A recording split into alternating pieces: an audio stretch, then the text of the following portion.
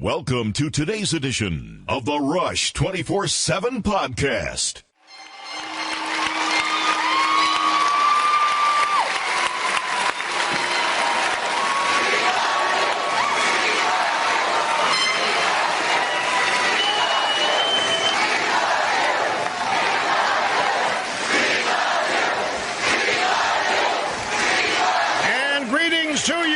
Lovers, thrill seekers, and conversationalists all across the fruited plain. Welcome to the Rush Limbaugh program. Mr. President, it is a distinct honor and privilege to have you with us, and I want you to do something for me, sir. Go ahead. I want you to imagine you have just landed in a gleaming, majestic Air Force One to the largest radio rally in history. Instead of thousands cheering as you walk up to the stage, there are millions and millions of patriots out there right now anxiously awaiting to hear from you. No doubt they're waving Trump flags, wearing their bright red MAGA hats proudly. This, sir, is a mega MAGA rally, and we are all thrilled to be with you today. We are so glad you're doing better, and welcome to the EIB Network. Well, I want to thank you, Rush. You're a fantastic man, a friend of mine, but before I really even knew you as a friend, you were like a supporter. And I said, I know that guy, he's got a big audience, but I never even knew the importance of what you do and what you say, and now I do very well. And it keeps us all in the game. And we just got great polls out of, you probably heard, out of Arizona. We're getting them out of Nevada, you know, the real polls, not the fake polls. We're getting them out of North Carolina, looking really good. I think Pennsylvania's looking good. Florida's looking great. It's all a big phony deal they have going, Rush, and we're going to win this. I think it's going to be a bigger win than we had 4 years ago. Oh, that would be great. I have, Mr. President, great polls. I have to tell you, from the moment that your appearance was announced, we've received. We've never had a response like this, sir. I'm in my 32nd year. We have never had a response like we had thousands and thousands of questions and comments for you. You are. I hope you know how deeply loved you are by so many Americans who have invested their hopes and prayers for this country in you. They want to see you in the White House for 4 more years. And I'll tell you what I want. I want them to get to know you as I do. I want them to know the Donald Trump that I know. You are one of the strongest, the most unwavering, the most determined, loyal people I've ever met. But you care deeply about the country. You care about everybody, and it's just a breathtaking thing. The difference in you, as portrayed in the media, and who you really are, is breathtaking. And today, I want people to get to know the Donald Trump that I know. Well, I appreciate it. And, you know, when you suggested this, I immediately jumped on it because your audience is the biggest. I mean, it's just incredible. And we have some great friends in Sean Hannity and so many others, and, you know, Mark, and so many people are so great to us. But we have so many people that are so untruthful. And the biggest thing, and the one thing I haven't figured out is why. If we say we're going to create a strong military and protect, we're going to create a strong economy like we've never had an economy prior to the plague, and now we're building it up again stronger than before. Watch, it's going to be stronger than before. We're almost at record stock market. Nobody can believe that. We're rounding the turn on the pandemic, and I'll have something to say about that because I'm telling you, we have a cure, more than just a therapeutic. We have a cure. But so many things that we've done, and you know, no matter what you do, they try and find fault, and not only fault, vicious. They're vicious people. And you say, why wouldn't they want to have good education, a good military, a strong economy, safety, security? Why would they want to live like they live in Portland, and where they just allow these agitators and anarchists to run the streets? Why would they want that? That's the only thing I haven't figured out. Why would they? And why would these big companies like Comcast? I call it Comcast. It's Comcast, but I call it Comcast because it's a con job. That's NBC mostly. But if you look at that, or CNN, which is so pathetic, why would they do that? Why would they want to have a country that's in turmoil? Because they create it. The fake news is the worst thing we have going. You know, the lamestream, I call it the lamestream media. But You'd think that they'd want to see great education, great country, great security, strong They military. don't want to see you responsible for it. They don't. It's a crazy thing, Rush. It's the one thing I've never quite figured it out, and they become less wealthy. To a large extent, they become less wealthy. And they're willing to give up their wealth in order to see the country go to hell. Someday when you figure that out, you're going to let me know. Okay? I'll tell you. I'll tell you today. I know exactly what this is. But before, we've got a lot of questions for you from members of the audience. And before we dive into those, I need to ask you something that I've not really had a chance to ask you prior. Before you did this, before 2015, when you came down the escalator and announced your candidate, you had a storybook life. You had an absolutely fabulous life. You had a life that anybody would aspire to. You were very successful. You were happy. You were a media darling. They loved you back then. Why did you decide to run for president and put up with the day in and day out maligning that you get? Because you did not have to do this. I'll tell you, it's such a great question. And I do it again, even though it's far worse. I never thought I'd be involved with a Russia hoax or a Ukraine hoax or be impeached because I made a phone call congratulating somebody that I never met to or spoke to on becoming the president of Ukraine, and all of a sudden you get impeached. And it was a perfect phone call. A letter that fortunately we had to transcribe because they made up the phone call. They said it was totally different. Fortunately, or maybe I wouldn't be talking to you right now in this capacity at least. Fortunately, we had it transcribed. It was transcribed, the exact call. If we didn't, they would have, you know what Schiff said. He said it before Congress. He repeated my call. It had no bearing on what I said. It was a perfect phone call, and I got impeached over it. I never knew it would be so unpleasant, but nobody has done more in the last 3.5 years as president in the first 3.5 years that I have. Nobody. I mean, if you look at rebuilding the military and the economy and the best employment numbers we've ever had, and we've cut regulations to a point that's so incredible nobody's ever seen. If you look at the Veterans' Choice in the VA, accountability. We had people in the VA that would beat up our veterans and beat them up badly. They're infirm, they're not well, they're not feeling well, and you had these animals in there that would beat them up. We couldn't do anything about them. Now, with accountability, you have to account, and we fire them, and worse, we get rid of them. And our vets have a 91% approval rating, the highest we've ever had in the VA. You don't hear those bad stories about the VA anymore like you used to. And now they get immediate doctor attention if they have to wait online. I mean, but that's so many different things. Right to try, where they can try medicines. And I mean, I can sort of give you an example of that with the COVID, because I was in not great shape, and we have a medicine that healed me, that fixed me. It's a great medicine. And had I not gotten it, Rush, it would have been in line for another year probably before they brought it out. Great company, two great companies actually make it, make very similar things, but they both work equally well. And we're going to send it. We're already sending it. It's starting. The process is hundreds of thousands of vials are being sent to the hospitals all over the country. People are going to get immediately better, like I did. I mean, I feel better now than I did 2 weeks ago. It's crazy. And I recovered immediately, almost immediately. I might not have recovered at all from COVID. To me, it's the biggest story. But the press doesn't even want to report that, They talk about the vaccines, and the vaccines are very important, Dresh. But this is more important because we can go into hospitals and clean out the hospitals, literally, with people that the vaccines are very important. It's a different stage. Well, yeah, this is the antibodies that you've speeding up. This is the antibody, and Regeneron. It's the most unbelievable thing I've ever seen. And I had a meeting with doctors today. It's always the good thing about when you're president, 11 doctors show up, and they're all the head of Johns Hopkins and this and that. They're great people. But Walter Reed is an incredible place. And these 11 guys came in today. They showed me stats. It's amazing. I don't know that I was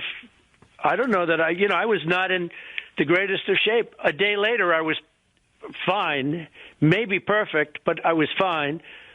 But a couple of days later, now I'm free. I feel perfect. I'm not taking anything. I'm off any regimen that they gave me. But it was primarily this one drug. And we're sending that and the Eli Lilly version of it, which is very similar. We're sending that to all of our hospitals. We're going to get people better. We got to get it there fast. That's why I'm doing an emergency use authorization. I got to get them to approve it really fast. But I gave them my numbers to put in with the other numbers that they already have, which are very good, excellent. And it's it's the most amazing thing. And it's not remdesivir. Maybe that helps a little bit, but remdesivir is from not the same thing. This is stuff that is so good. It just wiped out the virus.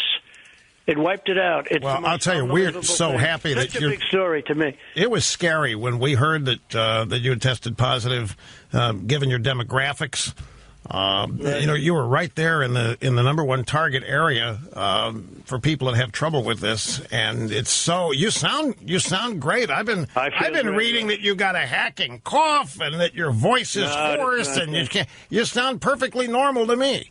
Well, there's always that little that little lingering thing for a couple of days, but no, I have my voice is now perfect. I mean, for a couple of days, it's called the lingering thing. If you have hay fever, if you have something, you have that too, a little bit. But no, this is the most amazing thing that's happened. And I was asking the doctors today, 11 guys, great people, the heads of the biggest hospitals. It's amazing. I guess the president has a lot of power, but everybody shows up. What do you do? I'm the head of Johns Hopkins, or I'm the head of stuff. It's always like, but they're very brilliant people.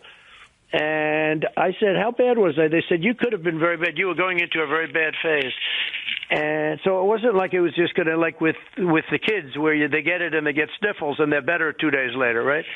This looks like it was going to be a big deal. And you know what that means, right? That means bad, because I've lost 5 people, at least 5 people that were friends of mine. One in particular, like an incredible guy who went into the hospital. He was dead within 3 days. And I'm just saying that we have something that will cure this now, and a cure. And without us, without Trump administration, this would never have happened.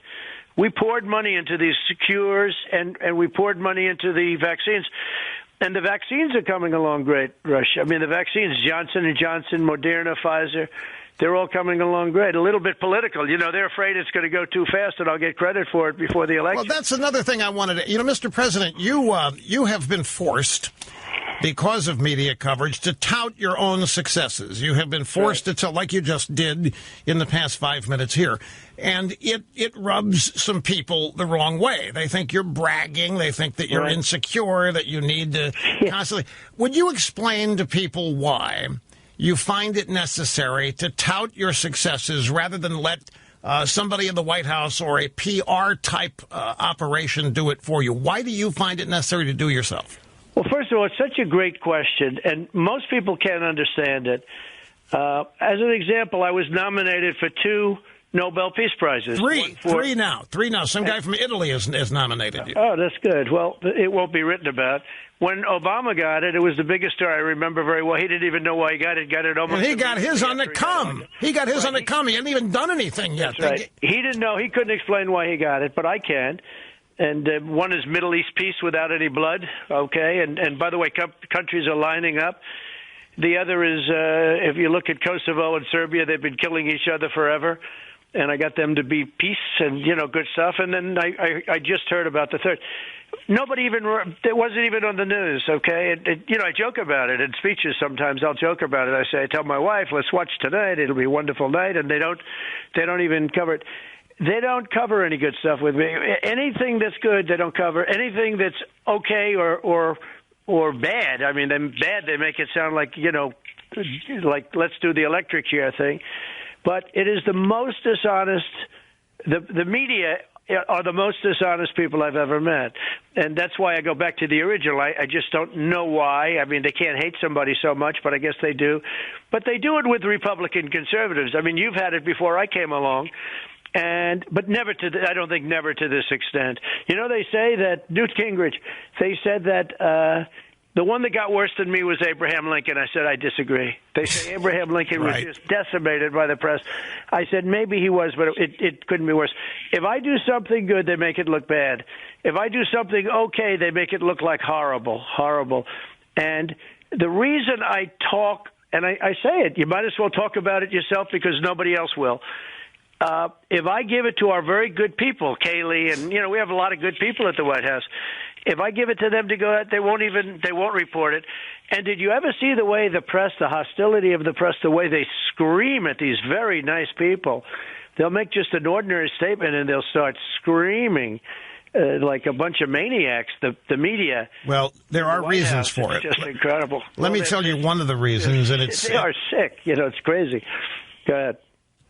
Well, they are. They're in a way they are. I think they have been poisoned to an extent. And I mean this, folks, poisoned by their own hatred. This is not the original reason, but we're into 4 years now that they have tried everything they know to get rid of you. And not a single thing, not a single weapon has worked. These people, if they want to, Mr. President, and Newt's an example, they're able to take out, Sarah Palin's another, they're able to take out and destroy any Republican they choose.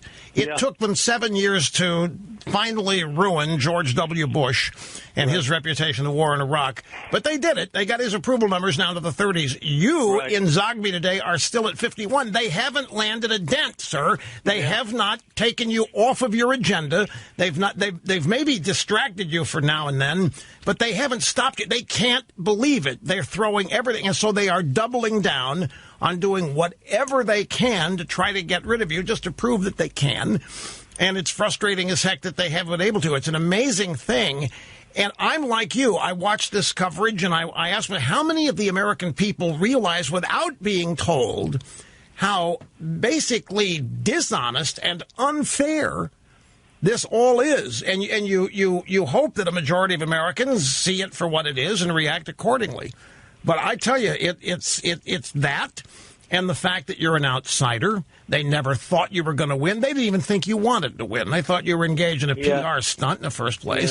Which is false. Then you're also implementing policies, sir, that they detest. Your agenda is a small government. Well, it was before the pandemic hit. Your agenda is basically pro-freedom, pro-liberty, pro-the American citizen first.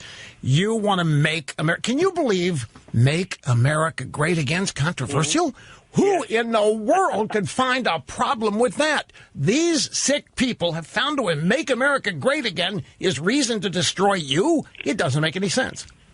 Well, Rush, remember how big the wall was? Everything was the wall, and it got bigger and bigger because they figured there was no way to get it financed because it's a massive, it's thousands of months. The whole thing it's a massive project. It's actually one of the biggest government projects ever. Anyway, so we're building the wall. We're up to 380 miles of wall. Had a huge impact. Nobody gets through this wall. This wall is everything the Border Patrol wanted. I built it exactly. I didn't even agree with them on certain parts of it, but I think they were right.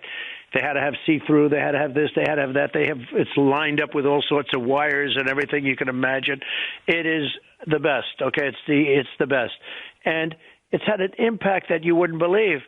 And nobody thought I was going to get it done. Now it's almost completed. It'll be completed toward the end of the year, very soon. And it'll be about 535 miles. We may even extend it beyond that. But, you have a lot of natural barriers, rivers and mountains and other things that really do a pretty good job. But we're going to have it finished very soon. You don't even hear about it anymore. And you don't hear about how great the border numbers are. People today, I ended catch and release, which was not easy, because I had to go through the Democrats. But I ended, you used to catch somebody and they'd release them into our country. And they'd come back 4 years later, but nobody would ever come back for a court case. It was the craziest thing. You'd catch somebody, even a murderer, and then you'd release them into our country. And then you'd say, you have to be back here in 2.5 years to go to trial. And nobody would come back. Only the very dumbest would come back, okay? And that was about 1%. No, that was about 1%. And it was crazy. Catch and release. I mean, there were many programs like that. We got rid of most of them. And it's not easy to get rid of them. You had to go through all sorts of hoops. But I got rid of catch and release. We have a very good border now. Now only people that come in legally are coming in. We have the wall made a tremendous difference. But you notice you never hear about the wall anymore. Well, not only there have been 2 debates, sir, and in both those debates, your first and the vice presidential debate, there have been 2 areas that have never been explored, not one question asked about. One's gun control, the Second Amendment, the other is immigration. Right. And that's those are 2 strong areas of yours where the American people are with you by a massive majority support number. So they're not even being brought up. They don't talk about immigration. And we have immigration down really good. In fact, I was going to do an immigration bill. I have it all done. And then my guy said, why bring it up, sir? You have the same policies that you're already implementing, and why should you go through the controversy of it? I mean, we have a great, the people that wanted the wall generally love what I've done. I mean, because what we've done, and immigration generally. We've got a couple hardliners out there, friends of yours. But the people that wanted the wall, I've done far more than I thought. Our immigration now, because it wasn't just the wall, but we had to cut a lot of these crazy things out. I mean, you have chain migration where somebody comes in illegally. We have a killer who killed 8 people on the West Side Highway, ran over 8 people, a terrorist, jihadist, came in through the southern border, and through chain migration, he brings in his mother, his father, his grandmother, his aunts, his brothers, his uncles. He brings in all these people. And I say, wait a minute. And what we've done is incredible on immigration. Think of it. You have killers that come in, and because of chain migration, they're allowed to bring other people into the country. That's why they're not asking you about this. They don't want to talk to me about it. So many things like sanctuary cities. The people in California hate sanctuary cities. I don't know where it gets its political stamina, because the people in California, they see me all the time. I think we'll do well in California. I mean, in theory, you don't win California because everybody likes to vote 3 times, okay, if you want to know the truth. I don't know if you ever saw the list. Well, we're going to get into that later in the program. The whole thing is crazy. But the people, they want to vote. They vote numerous times, and it's disgraceful. But the people in California, they don't like sanctuary cities. What are you doing with the sanctuary? You're protecting criminals. Who wants that? And I've had so many people, liberal friends of mine from California, we'd love to get rid of sanctuary cities. With that thug from, as you know, Kate's Law. Remember Kate's Law? We should have been, we tried like hell to get it passed, but we had we left the filibuster, okay? We should have, gotten rid of the filibuster only because I said, Schumer's going to do it. I told Mitch, Mitch, I get along great with Mitch. We had the greatest success in history on judges. We'll be up to 300 judges and 2 Supreme Court judges, and now 3. Hopefully that'll go quickly. I think she's going to go very quickly. So I have 3 Supreme Court judges, but in the first term. That's never happened before. But I said the problem is, Mitch, as soon as the Democrats do get in, at some point they get in, they will blow up the filibuster. They'll go nuclear, as you know. And that'll be the end of the filibuster, and they'll approve stuff left and right, 50%. They'll go left and right.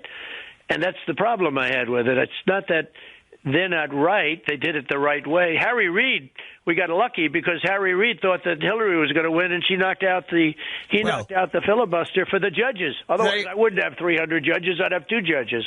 They all thought Hillary was going to win, and that's another reason why you remain so despised and hated. And, it's not you per se. I mean, some of it is. It's just the fact that you came along and totally upended their grand plans for globalism, changing the way our nation's affairs are run and organized. You really just upset the apple cart in ways they never dreamed possible. They thought the Hillary administration was going to be Obama's 3rd term, and you've just totally thrown them upside down. Now, this leads me to another thing. I go back and I compare the 2016 campaign. And at that point, you don't have a record. You are running for president, right, but you don't have a record, and you're having so much fun out there. You can tell, every rally, every appearance, every press encounter you have is just loads of fun. Now, you got 3.5 years in, almost 4. You've got a record that just infuriates the Democrats and the media, which are one and the same. And is it as much fun for you now? Is it the whole idea of campaigning? Because now the frustration, I can hear the frustration. You have a great record. Your sense of achievement and accomplishment is incredible. And you have to be the one to tout it. And it's got to be frustrating for you. So it's such an interesting question because I have done more. We have a list of things that we've done. Just go down the list. Even Space Force, that's a big deal. First in 75 years, right? A new branch of the United States military. That by itself is an achievement that you could just do that and you've had a successful thing. Space Force, think of it, the Army, Navy, Air Force, Marines, Coast Guard. We have Space Force. And that's a big deal, and it's going to be very important, especially as the future, as it goes, maybe the most important. But so many things I've done, and it's incredible. People, you have to sell it yourself because they don't want to talk about it. You don't hear anything about Space Force. You know how big a deal that is? You don't hear about any of this stuff. They don't want to talk about it. But I'll tell you the amazing thing, the one thing I really have learned, the people of our country are smarter than the people that cover them because they get it. How can I be in a position where I'm leading in a lot of states? I mean, don't believe these fake polls. These fake polls, I don't know if you ever look at them. I don't even know why they have to put it down. I think there's a legal reason. But they put down where they interviewed 18% more Democrats than Republicans. Trump is losing by 5. Do you understand what I mean? Absolutely. I see these all the time. I still don't know why. I think there's a legal reason because they always say who they interviewed. But when you look down at what they call the tabs, it said, one of them said 18% more Democrats. Another one said 14% more. Well, let's assume the Democrats are going to vote for, Sleepy Joe, which is ridiculous because Joe shouldn't be a candidate. Joe's in no condition to be a candidate. Well, we can say it nicely or we can say it badly. The 25th Amendment that crazy Nancy's playing around with, she's gone crazy. She's a nut job. But this 25th Amendment, I think they put it in so they can get Kamala in, replace Exactly. Joe. That's exactly what it is. It's a trial run to see if they can kick Biden out of it. That's exactly right, sir. It's not aimed at you.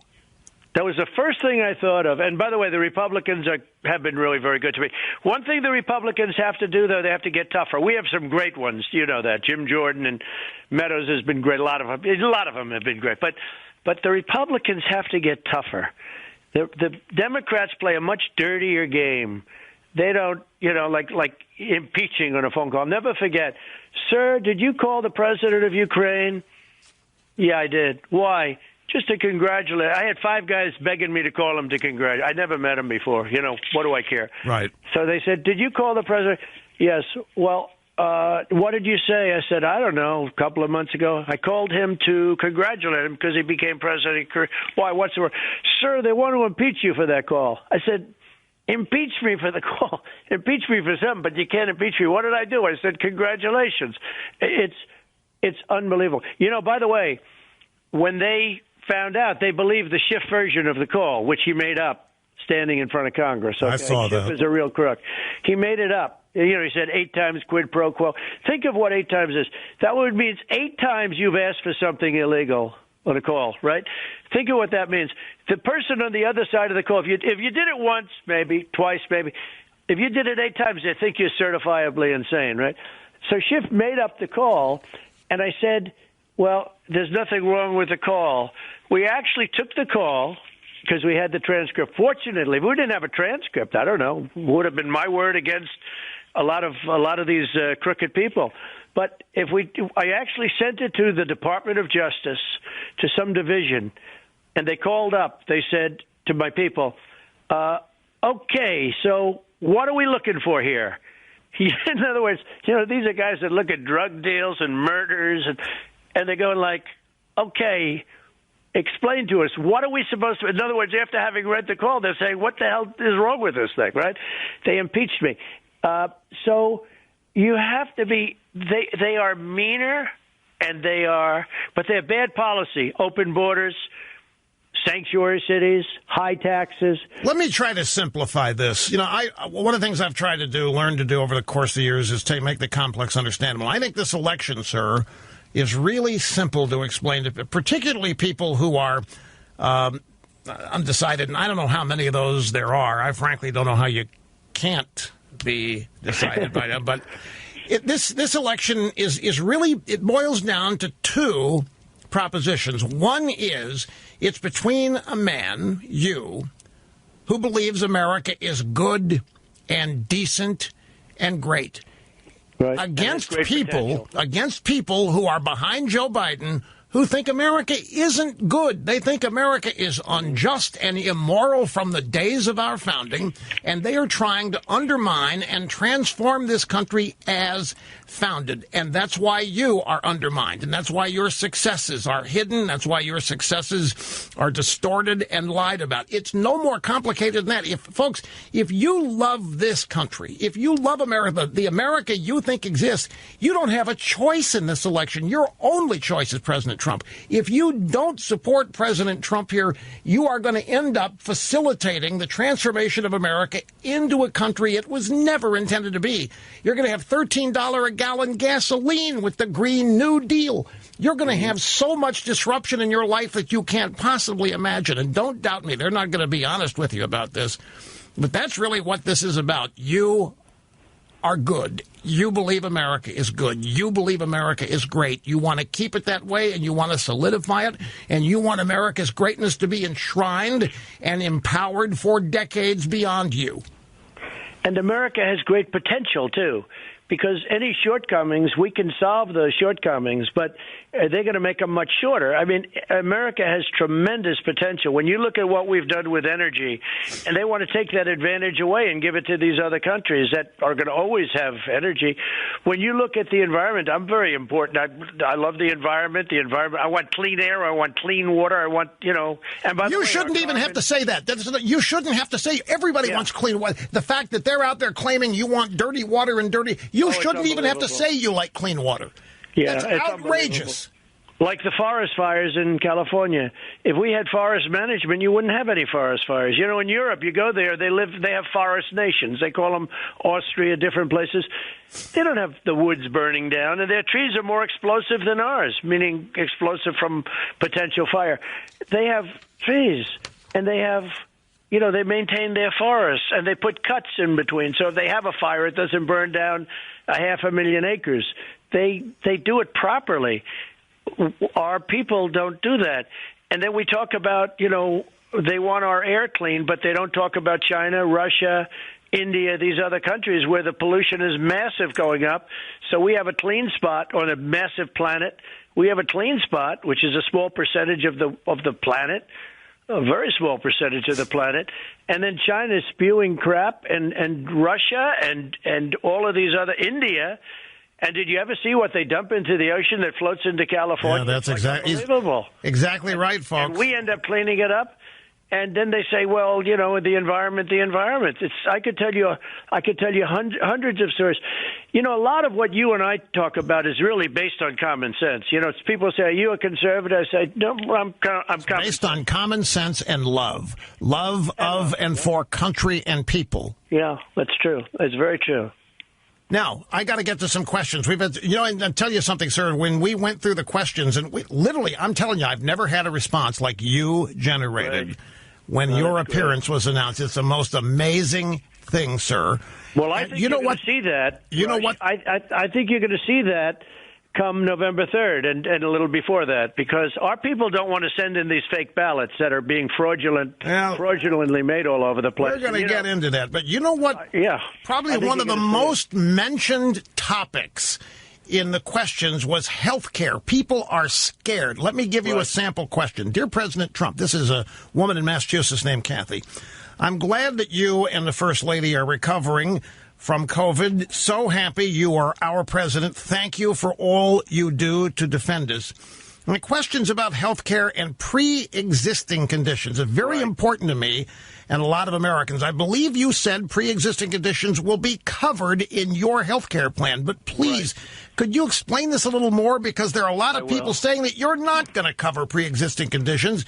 And you need to get your message out. Since the Democrats are trying to malign you on this, and we need to know, pre-existing conditions are a big deal. Does your plan cover them? So the Democrats are vicious and they lie. And what they do is, as an example, healthcare and other things, they have me standing at a grave of a beautiful soldier in an old cemetery, magnificent cemetery, and nobody respects soldiers more than I do, especially whether you're talking about live soldiers or soldiers that gave their lives. And they have a source say, these are suckers and losers. This was for a magazine that's third rate, super liberal Obama magazine. And it's a quote. They took that quote from one source. I have 25 people that verbally, that, on the record said that was never said. Who would ever say that? Only an animal would say that. I don't know. I know some very bad people. Nobody do I know that would say a thing like that. They put it in ads. They make it like I said it. I never said. Just the opposite. I've taken care of the military better than anybody. They do the same thing with health care. They will make up a statement that's so bad. Now, pre-existing conditions, I'm totally for it, but I'm against Obamacare because Obamacare is too expensive. I already got rid of the individual mandate, which was the worst part of Obamacare. That's where you had to pay a fortune for the privilege of not paying for bad health insurance. You understand that, yes, right? Sir. So I got rid of it. And I got rid of it through the law. I got rid of it in our tax decrease. We got the biggest tax decrease in the history of our country. We would have never been able to build up the economy if we didn't get that. But one of the things I got in there, I got rid of the individual mandate. And what I want to do is, and we're fighting to terminate, it's sort of I have terminated Obamacare, because once you get rid of the individual mandate, it's no longer Obamacare. But I had a choice to make, Rush. It was a big choice. Do I maintain Obamacare, the remnants of Obamacare after the mandate? Do I maintain it well, or do I run it badly? I could have done it either way. I have very good people over there, Alex Azar and Seema, the whole group. I said, you know what? We got to run it as well as it can be run. I have no choice. I could have run it really badly and made everybody angry, but I didn't do that. I ran it really well. Knowing that it's run really well, it's still no good. It's still not good. It's much better than when they ran it. They couldn't even remember they spent $50 million or $5 billion on the server, if you remember. They couldn't get the server right. I do remember. But there still is this confusion about pre-existing conditions out there. And it's a frustrating thing because it's not even the correct title for what the plan does, but that's what people think, and so that's how you have to deal with it. It's correct. But what they do is they love to say that I'm going to get rid of pre-existing conditions. No, I want to terminate Obamacare and then come up with come up with a great health care plan that's much less expensive and does include people with pre-existing conditions. That's what I want to do. Now, they'll also say about Social Security. But you need a Republican Senate for that, and you need a Republican House for that. That's right. In order to do that, what will happen is if we win, the Democrats will do something to help get health care. I mean, they're going to come along because they have no choice. They're going to come along. They have no choice. I will say one thing. We talk about unity because I'd like to see the country come together. It's not as easy as people think. But just prior to the plague coming in from China, when the plague came in from China, people were calling. We had the lowest unemployment we've ever had. We had the best employment, and we were up to 160 million people employed. We never were even close. Everybody had a job. You had the lowest African-American unemployment in history since records have been kept. That's right, Rush. So we had the best numbers ever. We had the highest stock market, although I tell you, we're inches away right now for people's 401ks. If they held on to their stocks, they're very wealthy right now. And our economy is doing really amazing. I mean, considering that we're in this pandemic thing sent to us by China. But if you look at what we've done, and people were calling me, Rush, in terms of bringing our country together, that I really had never heard from before. In other words, they were not interested. And they were saying, let's start getting together. It was coming together. Success was bringing our country together. And then we got hit by the China plague. But success, Rush, even you might be surprised to hear that. People that you would have said no way were calling and saying, can we get together? And it was coming together because success, and I've always said success will bring us together. Our military is strong. When I took over, we had no ammunition. We had a case where a certain general, highly overrated general, told me we have no ammunition. And I said, what are you talking about? I say, no president should ever be told that again. Now we have so much. I heard you say that. I was frankly surprised that we were low on ammo. I mean, I don't think I've ever heard that before. He said, sir, we have no ammunition. Okay.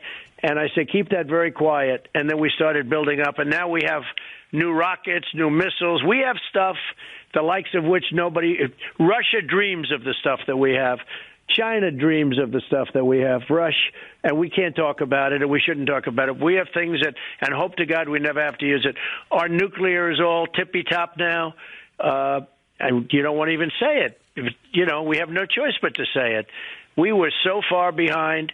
If you look, I call him O'Biden.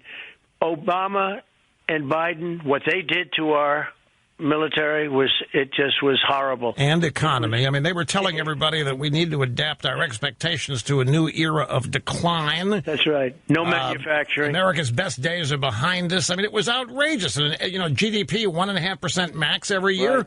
Right. No, we were, but it was coming together, Rush. And I'm telling you, and you would be a skeptic, maybe almost more than. No, I know it was coming together. I am a skeptic. Together for the first time. For the first time. I am a skeptic on this. Believe me, more than you know. I think so. That's true. I got another question for you, Mr. President. This is Mary in Missouri. This is our second most mentioned topic that people want to hear you address. Mr. President, drives me crazy that the Democrats can call all of us out here racist and sexist just because we don't agree with them. It's the easiest thing in the world to call somebody racist because nobody wants to be racist or anti-anything, and we aren't racist. Why did Democrats get away with it, sir? And how do Republicans say enough is enough? We are tired of being called evil racist when all we want is for all Americans to be free, to have the blessed opportunity this Constitution and country offers everybody. We want a healthy and safe future, and we love everybody. How do we deal with this, sir? How do we finally shut this down?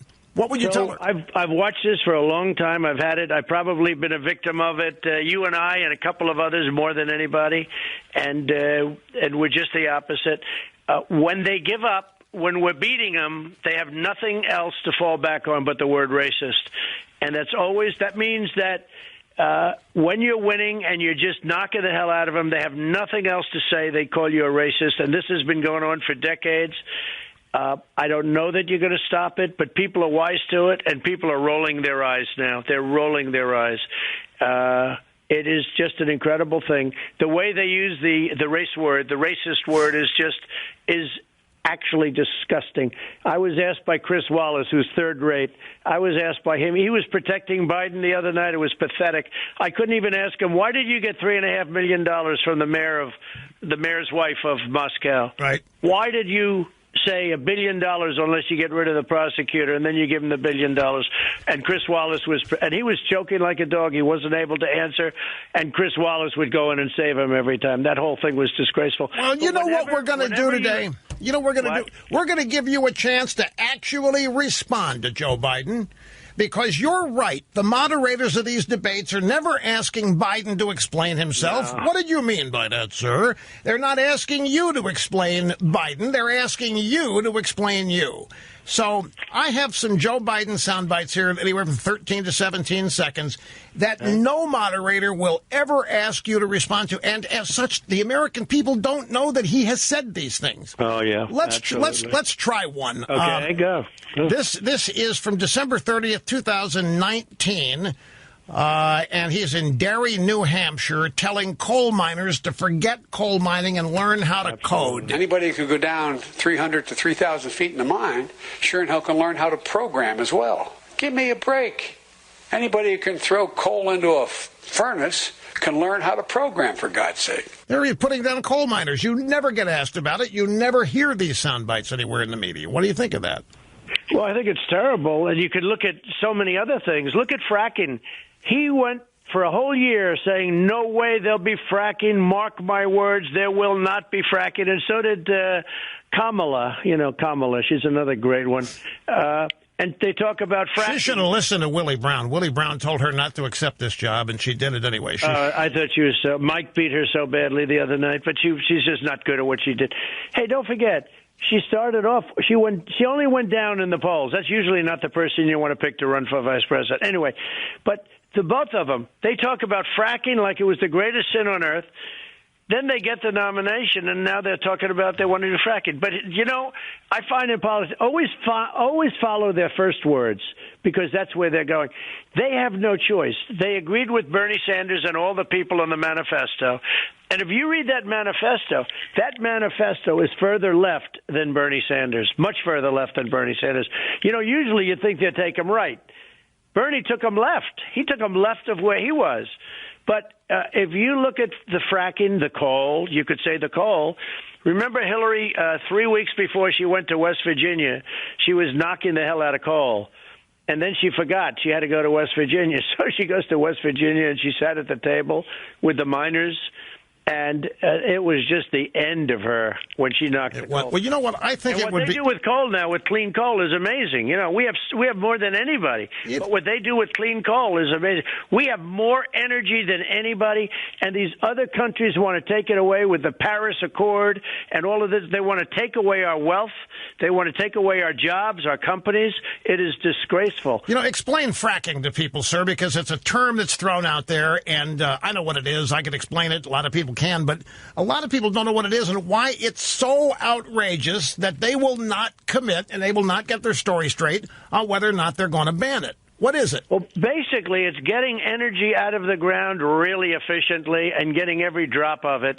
And it's created wealth for our country like you wouldn't believe. And it's really been over the last small number of years that's really become. You know, you used to see these massive oil wells and, you know.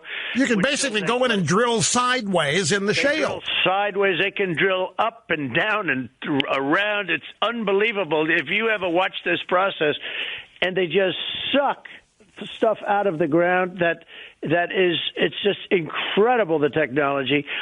And for whatever reason, for our country, you know, we've become the biggest oil producer in the world right now, by far.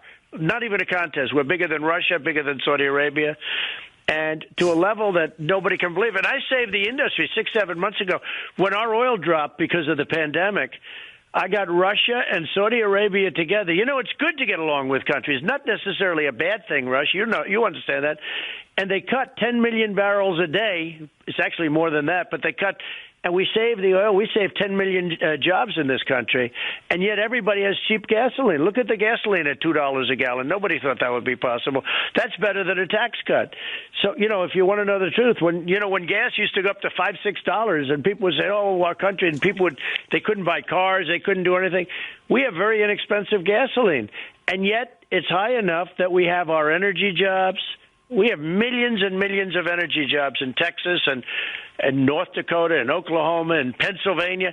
So Biden goes, and you notice they never talk about fracking. So he said no fracking, and he's in Pennsylvania. They're going to ban it.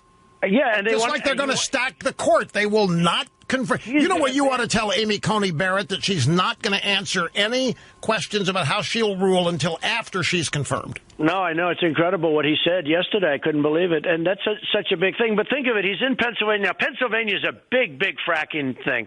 It's 1 million jobs. It's tremendous energy. They have low energy costs. And they won't admit what they're going to do. And they won't. No, but he said just the opposite. He said there'll be no fracking. And then once he gets to Pennsylvania, he said, no, there'll be fracking. I couldn't get away with that. Nobody could get away with that. But they let him. They don't even ask him a question about fracking. I mean, they don't say to him, well, wait a minute, you said you won't frack, and now you're saying you're going to frack. Because if Pennsylvania believed that, they couldn't vote for him because he'd put Pennsylvania out of business, along with Ohio and other places. Exactly. Let's go to another Biden soundbite. This is from May of this year. He was on a radio program called The Breakfast Club with my old buddy Charlemagne God.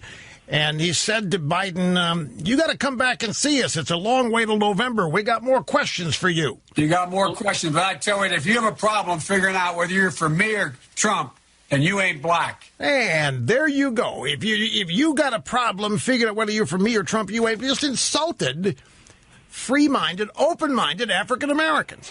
And never gets called up. You try that. He doesn't get called. I will say this, though. The black community gets it. They don't dig them. They don't like them. They don't like them. And I'm getting numbers, we're at 20%, 22%, which not that I'm proud of that because it should be 100%.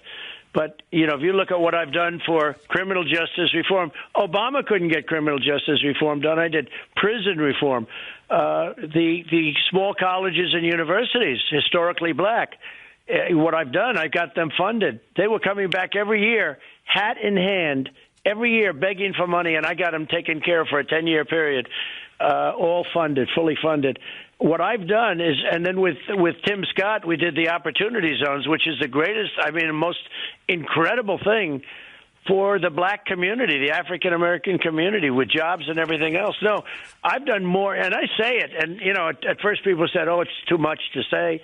I said, I've done more for the black community than anybody since Abraham Lincoln. And it's true. Nobody's done what I've done. Yeah. But, they don't like Biden. They don't like Biden.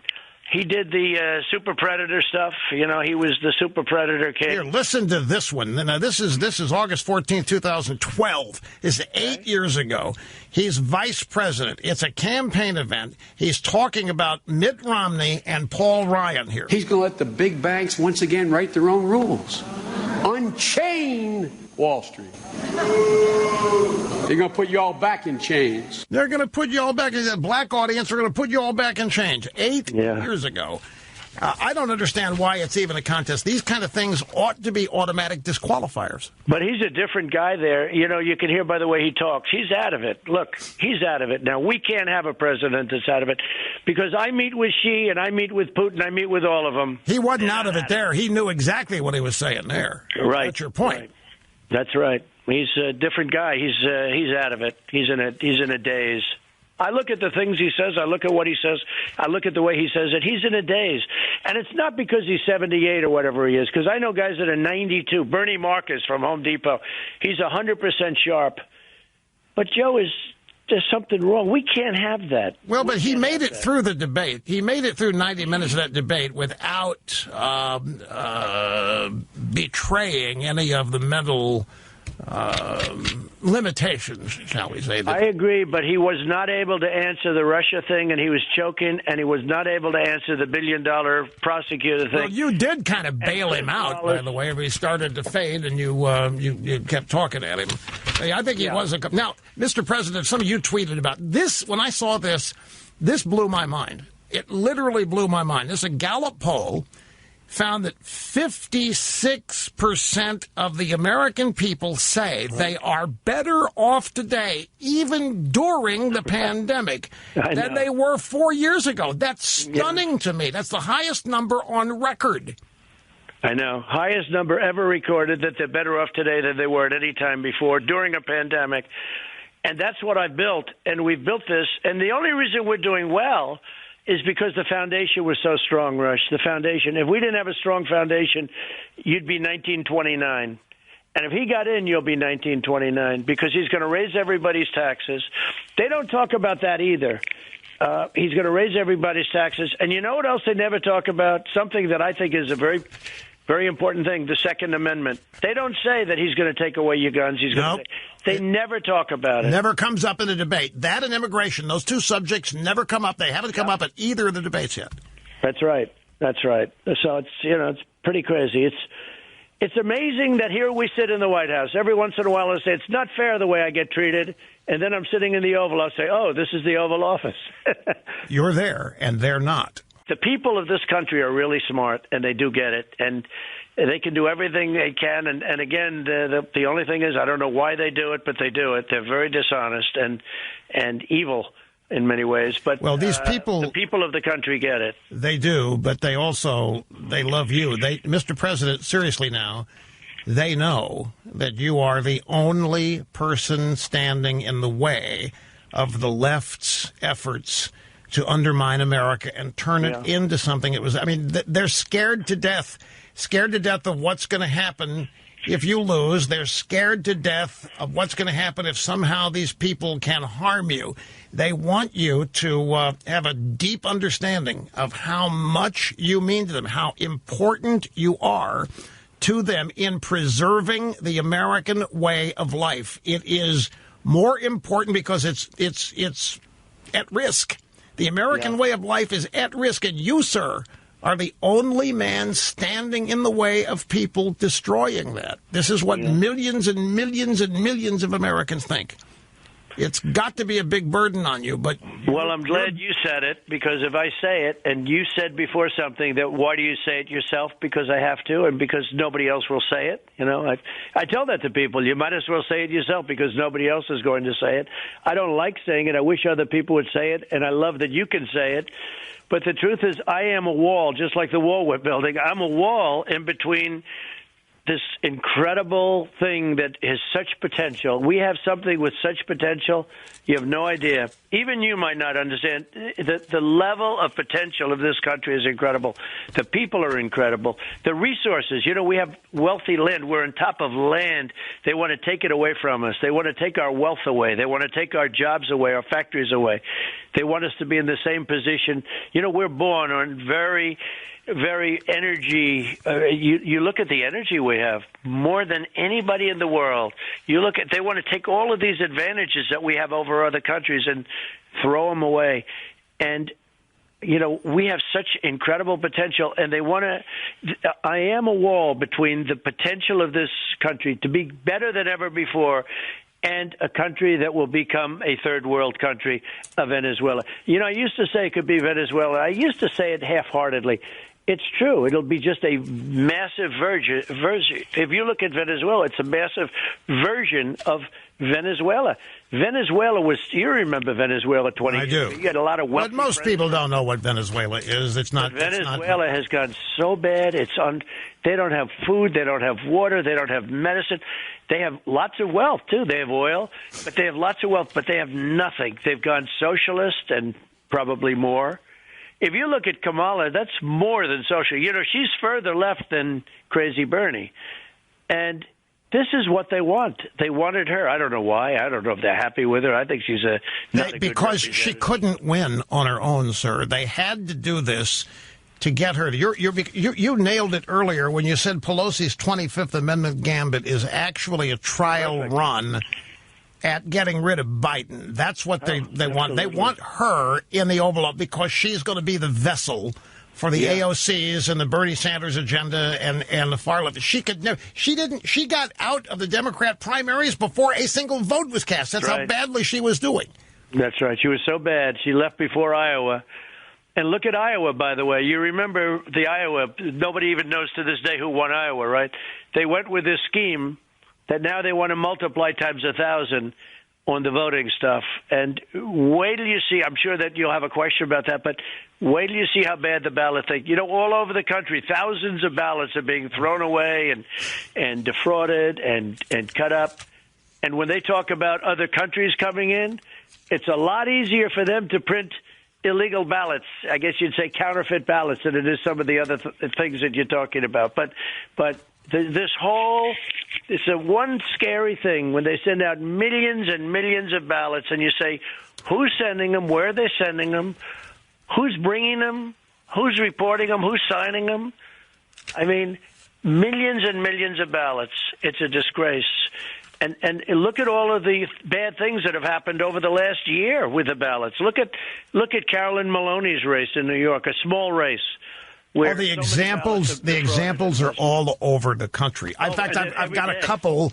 I have a couple I want to run by you. But may I ask you to do a favor for me? Yes. I want you to take just a 45 or 60-second break here while I share something with you. Then you can react to it. But it's going to take me about a minute to go through it. I'd love to. Fascinating piece. It's a piece in the Federalist from October 19th. Is that right? Okay. Yeah. And it's by David Sound. The headline, I didn't vote for Trump in 2016, but I would crawl over broken glass to vote for him now. I don't care about the tone of his tweets or if his opponents think he's rude. I've seen that he's a patriot who genuinely loves the United States of America and its people. And then he lists, and you can't do this. We've been talking, but I'm going to do this.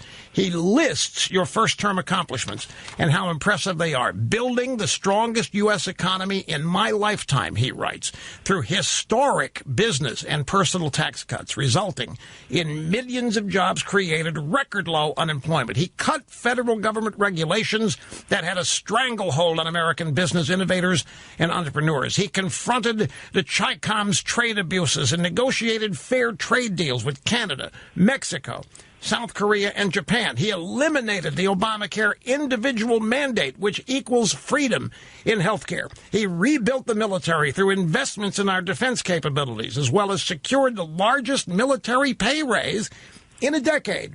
He nominated and confirmed more solid conservative circuit court judges than any other first-term administration, nominating and fighting for the confirmation of two originalists, Gorsuch, Brett Kavanaugh, to the Supreme Court, then nominating Amy Coney Barrett to fill the vacancy left by Ruth Bader Ginsburg, and finally moving the U.S. Embassy in Israel to Jerusalem. Your first-term record is truly outstanding, and it's still being made.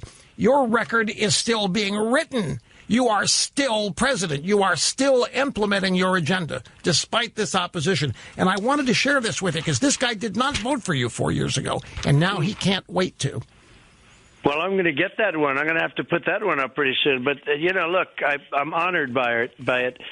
And with time, more and more people see the things we've done. I put out lists, and they're pages and pages long. We've done a job, and I'm very honored by it, and I'm very proud of it. We've helped a lot of people. On the pandemic, I was telling you about this medicine.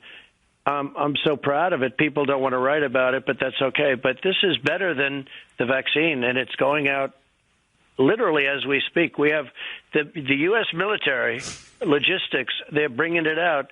This is such a big thing, but we have done such a good job on the pandemic. We get zero credit. We fed these governors whose shelves were empty, and our shelves were empty too. I say our cupboard was bare. And we filled it up with all sorts of stuff, and we send it all over the United States and New York. We built him convention centers that they should have used. We sent ships that they should have used instead of putting old people with other people that were sick, and a lot of problems were caused, as you know. But we did such a job. We did such a great job and made some governors look great. And by the way, when we have our phone calls, we'll have 50 governors. They're all saying, thank you, thank you, thank you. Rarely do we have anybody speak up. And when they do, we take care of them. And then they'll go and they'll speak to the press, and they'll say, well, yeah, the president was okay. What we've done for them with the ventilators were an impossible situation. We now build more ventilators by 5 times than anybody else. And we're supplying them to the world, and they're very complicated, expensive, et cetera, et cetera. But we've done a great job. Well, that's another thing, this massive remobilization of American industry. Yeah.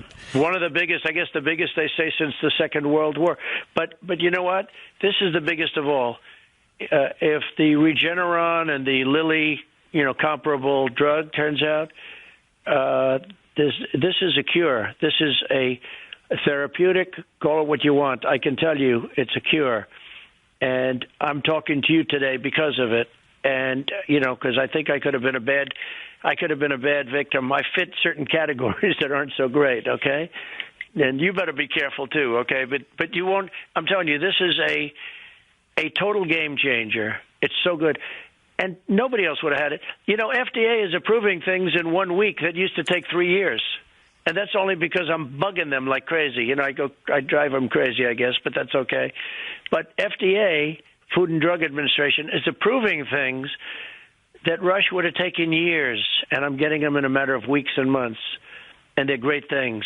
But this is the greatest of them all if this works out, and I'm very sure it's going to. Well, I hope it does. Again, you're writing history with this. Let me venture into another area. It was announced by the Attorney General that his investigator. The attorney looking into the coup run against you will not have any announcements, any results, before the election. This is disappointing. I cannot tell you. When was this announced, Rush? I think I've got the story here in the stack. I thought it was. I think it's terrible. Fairly recently. I think it's terrible. Well, it is, because these are people. This is the biggest political scandal in the history of this country, certainly our lifetimes. If that's the case, I'm very disappointed. I think it's a terrible thing, and I'll say it to his face.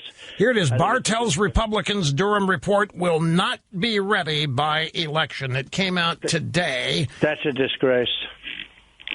I think it's a disgrace. It's an embarrassment. Well, I don't have the words to express my anger. I mean, I'm not saying I'm surprised. I'm angry. I've had to go through it twice now with elections, and yet they have. See, this is what I mean with the Republicans. They don't play the tough game. They don't play the tough game. If this were the other side, you would have had 25 people in jail for the rest of their lives with what we found. Oh, you tried something like this against any of them? Heck yes. Oh, are you kidding me? You would have been 20. Look at me. I had to beat off the phony Mueller report. I had to beat off all this stuff. I had to beat off impeachment. I had to beat off Congress, everything else. They then send it to New York, which is all political. They send it into New York, the same stuff into New York. You have to beat that off. You know, they got New York all over. They don't stop. This is a disgrace. If that just came out, and, you know, I purposely tried to stay away from it because they all say it would be better if I'm not involved. Well, have you declassified everything about this yet? I fully declassified everything. Everything's been declassified. They have so much information. They didn't need any more than, frankly, Mr. Horowitz, who was an Obama appointment. He wrote a report on Comey that was so bad. It was so bad. I've never seen anything like it. And they should have gone after him just on that. And McCabe, too. You know, took $700,000 from Hillary Clinton. I don't know how these people are still on cable TV lying through their teeth about all of this, still getting paid to carry forth the lie. If that's the case, and you have to understand, I'm hearing this for the first time, and I said it's impossible. So it's okay for me to have to go through investigations during an election, but for them, we don't want to upset the apple cart. It wasn't an investigation. It was a hunt. The Republicans don't play the same game. You didn't do anything. There was never any evidence. This was not an investigation. It was a hunt. You were being hunted. They were trying to plant and create evidence that would be believed, and they failed. We caught them. We caught them cold. And we have people that don't know how to do anything about it. It's horrible. If that's the case, I have to check that. I find it hard to believe. Because you know what? I went through 2 elections. You don't think that affected 18? I wasn't running in 18. But the whole Russia witch hunt affected the 18 outcome of the election. You know, we lost some congressional seats. People don't say we picked up 2 Senate seats. But we lost something in 18. You know, we lost something. We lost some seats that we probably could have held on to. We went through the same thing, and it was all phony stuff. Nobody said, let's hold it back until after the election. But the Republicans don't play the same game. They don't play the same game. I'd be surprised, and I'd be very disappointed. I'll probably be disappointed because this stuff should have come out a year ago anyway. Did you expect it to? Did you everything they needed a year ago? Did you expect it to come out by now? I thought it should have come out 2 years ago. I mean, frankly, as far as I was concerned, look, if they hold it because of the election, I've gone through 2 elections now. Well, that's what he says. They're holding it. They started investigating me before I even won the election. It says they here. Started investigating me when I was coming down the escalator, the beautiful golden escalator, as it goes, with the First Lady. I was under investigation illegally by these thieves and Comey and crooks. We caught them in the act. They were spying on my campaign, and then they went for a coup. Nobody said, well, gee, let's hold off the investigation. But with them, they do. The Republicans don't play it the same way. It's very disappointing. No, it was frustrating. For the first 6 months of your first term, half the Republicans in the House thought it was true, and that's why they didn't help you move your agenda.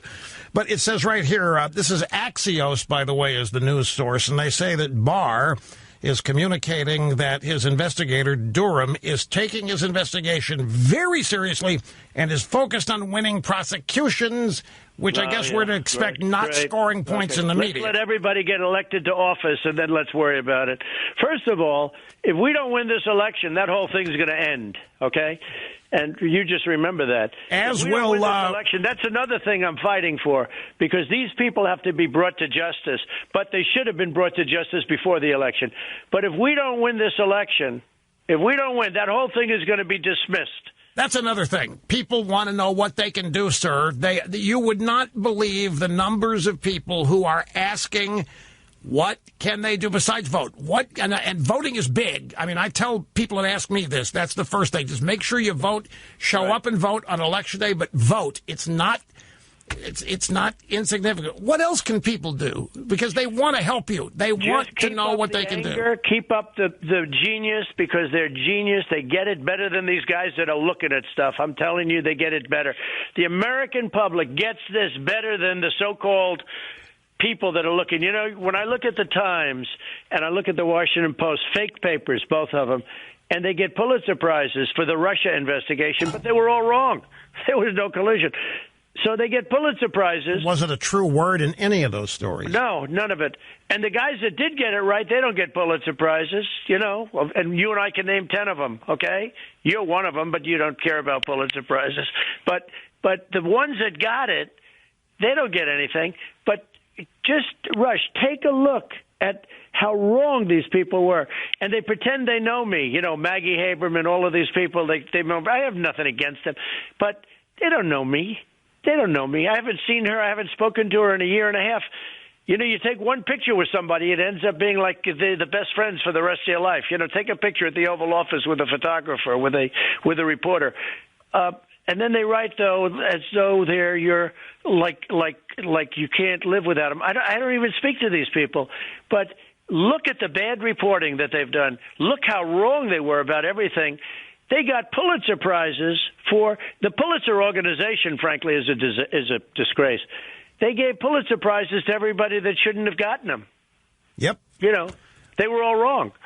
Folks, let me just... The people that should get the Pulitzer Prizes didn't get them. I want to back the president up on this, folks. In this story that we're talking about here, the Russian collusion meddling story, do not doubt me, there wasn't a word of truth in any of the stories that were published oftentimes Nothing. 4 times a day for the first year. There was no truth. When Robert Mueller was handled the file on the day he became the special counsel, it was empty. There was never any evidence. This was not an investigation. There was nothing to investigate. It was a hunt. It was an outrage, and to be awarded a Pulitzer Prize for printing not a single thing that is true is genuinely discrediting to Pulitzer. And you would think these people would care about that, but they don't, sir. All that matters is getting rid of you. That's all that matters. You would think they'd want to take back the prizes on the basis that they made a mistake. I mean, you would think the committee would meet and say, I'm sorry, but you got it wrong. We're going to have to, remand. We're going to have to take back the prizes. But Rush, think of it. They was totally wrong, and they all got Pulitzer Prizes. And then they go on to another story. It's the same stuff. It's so disgraceful when you look at what's gone on. It's so dishonest, and they knew it. And Mueller was a fraud. The whole thing was a fraud. The thug. And they were just thugs. And I'll tell you something. A friend of mine said, a friend of mine who's a very smart, very successful guy, lawyer, said, you must be the most honest guy in the world. You've gone through 3.5 years of investigations. They found nothing. And they've gone through my taxes. They've gone through everything. Hey, they spent $48 million. I think the last number I heard was $48 million investigating me. They've gone through my taxes. They've gone through everything you can imagine at a level that nobody can even believe. Nobody's ever had to put up, and no other president should have to put up with this. But then I hear that they're not going to do the thing before the election. Why? Because they're afraid they're going to influence the election. Because that's the way the Republicans are. They play so nice all the time.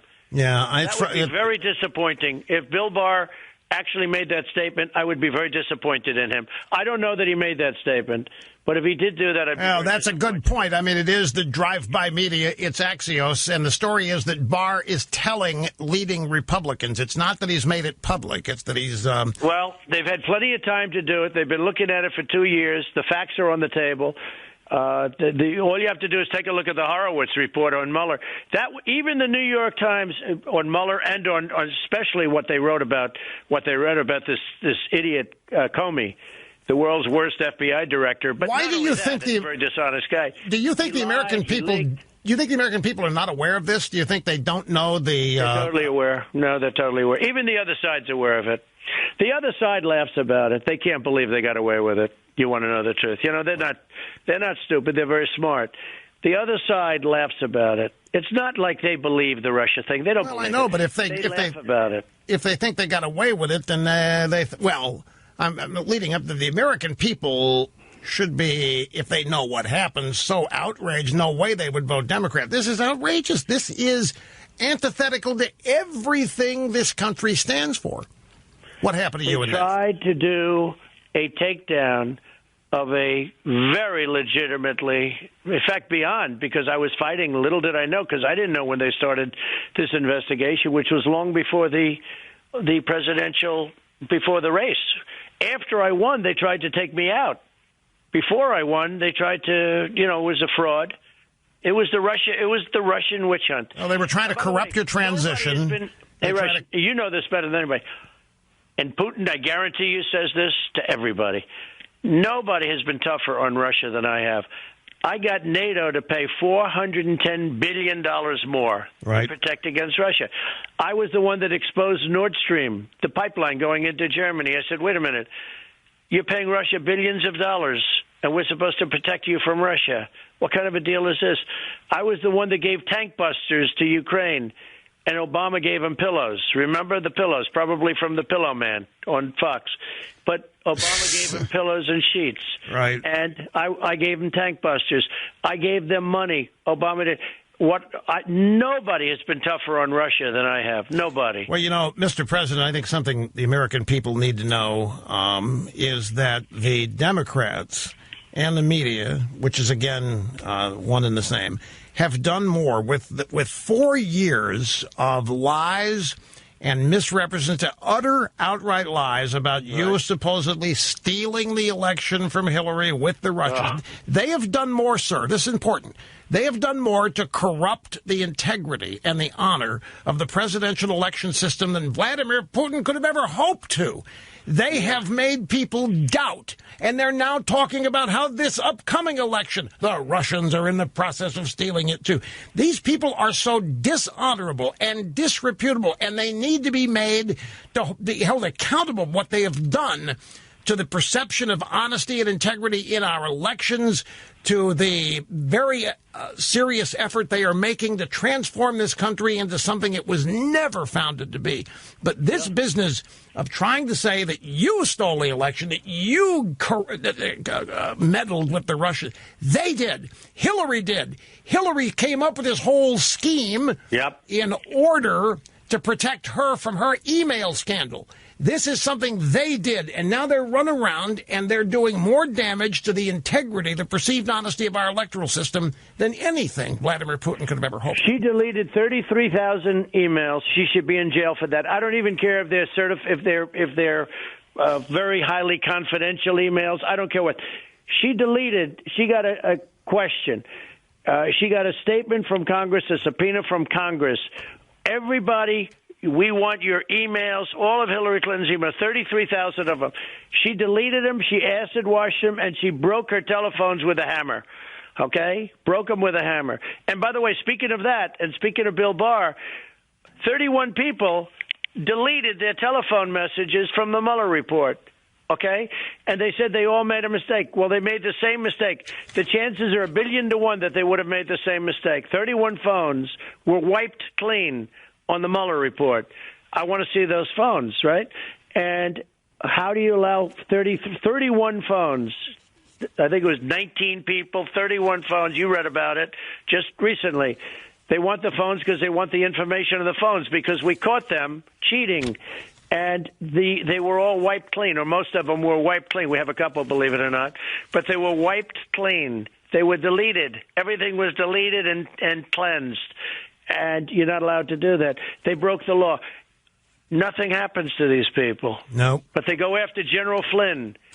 They go after Papadopoulos. They go after all these people. It is a disgrace. And one of the reasons I want to win so badly is we got to finish this thing off. And I will be very disappointed if that Axios piece that you read to me is true. I'll be very disappointed because they've had plenty of time to get this done. Plenty of time. Absolutely. Sir, why do you think Vice President Biden agreed to go on with the town hall debate number 2? If you can prove you're virus-free on October 15th, and then he retracted the demand, now agrees with the commission to Zoom the debate, wants a virtual debate, and if he doesn't show up, are you going to show up anyway? What are they trying to pull off here? I don't think the debates mean that much because, and I'll tell you what, I've done well with debates. I've won, I guess I had 15. I think I won every single poll. I won the poll on this one with him, but I had to be rude because he was lying. He'd get up and he'd just say a series of things that were all lies, so I'd say false, and they'd say I interrupted him. But you know, if you look at the polls, most polls say I won it with him, but it was a very interesting thing. I'd rather let him speak because he's gone. He's mentally gone, and eventually he goes off track and he'll start talking about the birds and the bees. But I couldn't do that because he was saying so many false things. He'd say about the soldiers. He'd say about Social Security, which I'll protect and he won't protect, by the way. He's not going to protect. So he doesn't even know what it is. He'll say about Social Security. He'll say about, and if I didn't say wrong, et cetera, et cetera, but the one who protected him was Chris Wallace. And by the way, Fox is a whole different ballgame. Fox is a much different thing than it was 4 years ago. Somebody said, what's the biggest difference? I said, the biggest difference is Fox. You take a look at Fox. Of course, we have our great ones, Sean, and this, but a number of them. But you watch this Fox is a whole different ballgame. And, Paul Ryan is on the board of Fox, so I'm sure that has something to do with it. But Fox is a whole different ballgame. Somebody said to me, what's the biggest difference? I said, the biggest difference is Fox is no longer the same. It's a big difference. The obstacles that keep being placed in front of you are no doubt there. And I've never seen, I've told you this before, I talk about it on this program, I've never seen anything like this before. The things that you have to overcome and surmount each and every day would drive most people out of the business. It drive most people. I don't need this. I can talk to you. And I don't know. Again, I'm asking you didn't need any of this, sir. Is bigger. But why I can talk to you, Rush, the great Rush, and you are the great one, and I'm honored to know you. But I can talk to you, and I can spell out all of the dishonesty and everything else, and millions of people are listening right now. I hope you have your all-time biggest audience. Millions and millions and millions. You would not believe how many millions. No, but I can talk to you. Now, let's say I say, no, I don't want to do it, or I want to be shy. I don't want to talk that, too many people. Let's not talk. No, you have such an incredible audience. So I can tell them about Fox being a big obstacle. It's a problem. Fox is a problem. When Roger Ailes ran Fox, Roger had a very strong point of view. It's totally gone. And I think it's influenced by Paul Ryan. He's on the board. I can't believe it. Here's a guy who failed as Speaker. Do you know that Nancy Pelosi issues a subpoena like it's cookies, right? Everything you do. Did you make a phone call 12 years ago? Oh, issue a subpoena. You couldn't get a subpoena out of Paul when we have great guys. We have Jim Jordan and these guys. They're so fantastic. They're doing great jobs. There's no question. But how do you have no choice? You have to deal with it. So I said Fox is different than they were 4 years ago, but you still have to deal with it. I deal with them, but they've gone a very different path. It's a much different group. They have guys on there that are so bad. They have people, I call them the twins, as Chris Hahn and they just hired a bunch of Democrats so they can be fair. No, he works for Schumer. They're Schumer people. Yeah. How about when they hired Donna Brazile, who gave Hillary the questions to the debate? Okay? Yeah, I hear you. Who got fired? By the way, Donna Brazile got fired from CNN, and then Fox hires her. Got no credibility. It's not like she's great entertainment. It's not even good entertainment. I know this unfairness never ends. It never ends. It's our way of life. It's something we have to deal with, and it's maddening. But when they do that, when they put somebody like a Donna Brazile, not that she's effective, she's not effective. No, but you are. See, you are. That's the difference. That's the difference. You are the one. You think they're driving you crazy. You have no idea what you're doing to them. You're driving them insane, sir. They can't touch you. Fox should grab it, and they should say, hey, we got the president, and we're going to defend our president.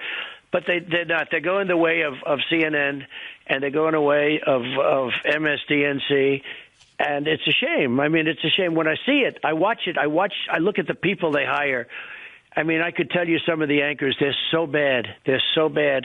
And at the same time, Fox and Friends is terrific in the morning. Right. They're good. Well, you are a TV expert. There's no question. Well, I have to be. I have no choice. The Apprentice. Because otherwise you couldn't survive it. Sean is great. And Tucker's pretty good. Tucker has his moments, in all fairness, but Tucker's pretty good. And Laura's been great. And, we have a lot of good stuff. But Fox is 50% of what they were. I would say less than 50, but 50% of what they were. That's still better than nothing. At some point, maybe they'll go all the way, and that will be fine, too. I'll figure that out. By the way, speaking of your effectiveness, I don't know if you've seen this, but the NBA has decided, NBA commissioner, they're going to pull their Black Lives Matter messaging next year. No longer going to be on the uniforms, no longer going to be on the basketball court. They're no longer going to. And I wonder why that is, Mr. President. Because their ratings have died. Oh, Nobody I wouldn't have known. I haven't watched a basketball game, and I helped them get open. I haven't watched a basketball game. You tried to help them. You tried to help the NFL. I tried to help the NFL, and then Roger, nice guy, Goodell, in his basement wearing a very tight blue T-shirt, and he's not meant for it. Nor am I, nor are you. It's just one of those things, at a certain age you put on a tie, right?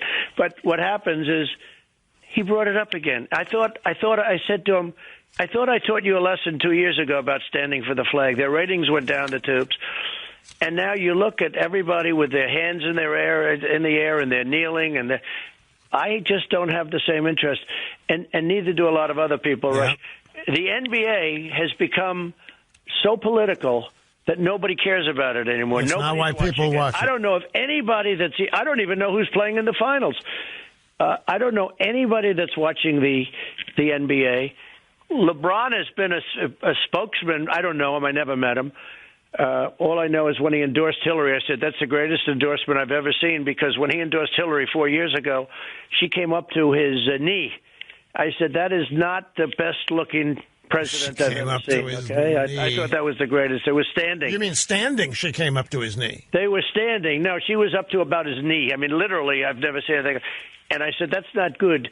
But LeBron is a spokesman for the for the Democratic Party. It's and a very nasty spokesman, because again, they are angry. So much for the black community, and people don't want to see that. And he's a great basketball player, but people don't want to see a guy that's that way. They don't want to see that. We have enough difficulty during the week. You don't want to sit down and watch a basketball game and then watch somebody that hates your guts, okay? And he's a hater. So I look at it, and I look at the NBA, and I can't watch it, and nobody's watching it, and their ratings are down the tubes. And I'm telling you, I haven't watched a basketball game like in a long time, and I have no interest in doing it. And you know what? That's a very sad commentary, because I'd love to, but I just don't have any interest in it anymore. I don't. And other things I do. I have great interest, but I don't have. They're hurting themselves very badly, and now I understand. Don't forget, Black Lives Matter. What was Black Lives Matter? Pigs in a blanket, fry 'em like bacon. The first time I ever heard of Black Lives Matter, I said, that's such a terrible term, because it's such a racist term. It's a term that sows division between blacks and whites and everybody else, and it's a very bad term for blacks. But they were very angry. It's a Marxist organization. That's the key. It's pigs in a blanket, fry 'em like bacon. Who are they referring to? New York City policemen.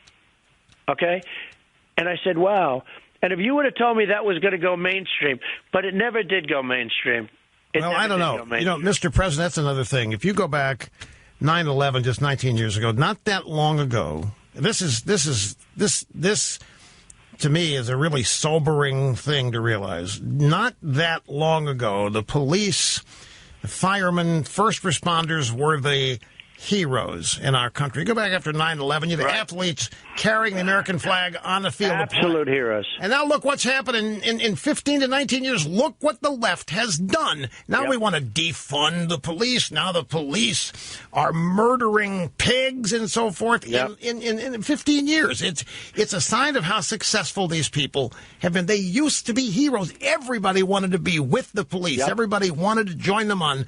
You remember when George W. Bush threw out the first pitch, Yankee Stadium, Rudy is wearing the NYPD cap. Right. I mean, the cops were the toasts of town. They went into the buildings trying to save people. And it's to see what the Democrat Party has done to the police and their reputation. It's the liberal Democrats, radical liberal Democrats. Look, New York, Rudy was a great mayor. Rudy was our greatest mayor by far. He did things that were incredible and brought back New York. But it was easier in a way because the police had total respect. There was crime in it, but the police were the police. When they dumped water a year ago on the policeman's head and he didn't do anything about it, like turn around and slug the guy, when they did that, I don't know if you remember New York's Finest. New York's Finest, these are great police. You know, I got endorsed by New York's Finest 1 month ago. And it's the first time in the history of New York City that they've endorsed a president. A lot of police organizations have endorsed you now. Everybody. All over the country. I don't think anybody. In fact, I asked Biden at the debate, and of course, Chris Wallace cut it off. Didn't think it was appropriate. I said, name one police organization that endorsed you, Joe. Then I said, say Law and Order, Joe. Just Law and Order. He wouldn't do it. Yeah, why wouldn't he do that? I mean, what's so hard for Law and Order? Law and Order. How hard is that? He wouldn't do it. Then I think he said law and order and safety. You know, I said, no, just law and order. Law and order means safety. You don't have to add the word safety. You know, that's a little net. Let me tell you, if he got in, this country is going to hell. This country is going to go to hell. Well, like you've never seen, and you'll end up in a depression the likes of which you haven't seen since 1929. Okay, now, people are asking, when you say that, why would they want this? Why would the Democrats want to take this country into a recession and have it be so bad economically? Why would they want to do that? Your taxes are going up, your regulations. You know, I did, in the biggest tax cuts in history, bigger than Reagan's tax cuts, I did something that was more important. I cut regulations that you couldn't build a highway in less than 10 years. I mean, it would take you 10 years to get approvals, and some much longer than that. One was 21 years, and they ended up not getting it. You couldn't get anything done. And I cut regulations to a level that now you can get things done or not done in 1 year. In other words, it may get disapproved because it's not safe or environmentally good or, you know, a lot of good reasons. Right.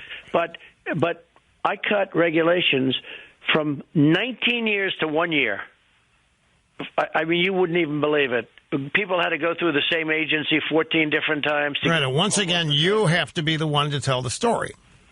I have to be the one, yeah. Nobody else seems to be able to tell it properly. By the way, what's the status of the stimulus package now, the COVID stimulus package? So I'd like to see it happen because it wasn't, look, a lot of people are being hurt because of China. It wasn't these people's fault. I would like to see a bigger stimulus package, frankly, than either the Democrats or the Republicans are offering. I'm going the exact opposite now, okay? I mean, I'm telling you this. I'm telling you something I don't tell anybody else because maybe it helps or maybe it hurts negotiations. I would like to see a bigger package. I'd like to see money going to people. It was not their fault that China sent in the plague. It wasn't their fault. And China's going to pay a big price. You know, China was going to catch us in 2019. If you look back 15, 20 years ago, everybody said by 2019 China will beat us. I was beating them so badly. You know, we were doubling up. We were doing great until the plague came in, and we're still beating them badly. We'll still be. If you have a smart guy at top, you'll always beat him. You know, they're paying us billions and billions of dollars in tariffs. People don't realize when I made the deal, they're paying billions of dollars. I gave no, they don't, and people don't know what that means. They don't know. They don't. How does that benefit them? That China's paying billions and billions and billions of dollars. Well, they devalue their currency and they make it impossible to compete because they devalue their currency. You know, they're currency manipulators, and they devalue their currency, and therefore the dollar. They're using dollars of a different value, and it makes it very easy for them to compete. Whereas we don't do that. We don't play games like that. Some people say we should. I don't have a viewpoint. But they devalue their currency, and they do all sorts of things. And what they do in the World Trade Organization, you know, we just won a case, $7.5 billion. First time we've won a case in a long time. I said, look, I'm going to get out of the World Trade Organization if I have to, just like I got out of the World Health. So we were paying $500 million a year in World Health. China's paying $39 million a year in World Health. I say, why are they paying? They're a bigger country. Why are they paying so much less? I asked these, you know, little stupid questions like that. Nobody could give me an answer. And yet they dominate the World Health, okay? They dominate World Health. And World Health, when they did this horrible thing to us, World Health did nothing whatsoever to help us. We're at $500 million a year, so I terminated the deal. Well, they're in the tank. They're in the tank for the totally in the tank. I got to make an observation here, sir. Same thing about World Trade. By the way, same thing about World Trade. Do you know in World Trade, China is considered a developing nation? If you're a developing nation, you get tremendous advantages in the World Trade Organization. You get your hand in the back pocket of the United States Treasury is what you get. 100%. And I ended that. I said, I'm not going to accept that they're a developing nation. I wouldn't say China's in love with me, by the way. China is dying. Here's what will happen. Just a couple of predictions. If I win, we'll have a great deal with Iran within 1 month. They're dying to have me lose, but if I win... A great deal on what? No nuclear weapons. No nuclear weapons. Don't forget, look at what's happened to terrorism. Iran was a very wealthy nation given $150 billion plus $1.8 billion in cash by Obama, a very wealthy nation, and now they're a very poor nation.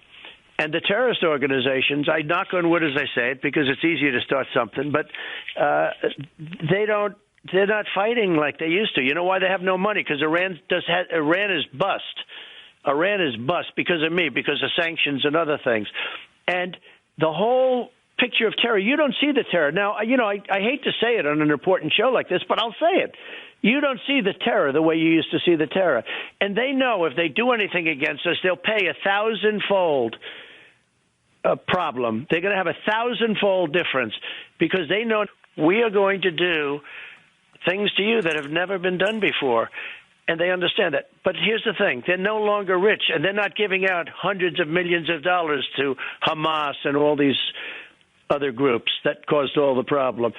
Now, nobody brings that out. When was the last time you saw an attack? I hear the frustration. I need to make an observation here for the American people. We've now been chatting with the president for an hour, and excuse me, an hour and 42 minutes, ladies and gentlemen. We have not had a commercial break. I would thus have to say the president's status with COVID-19 is pretty solid.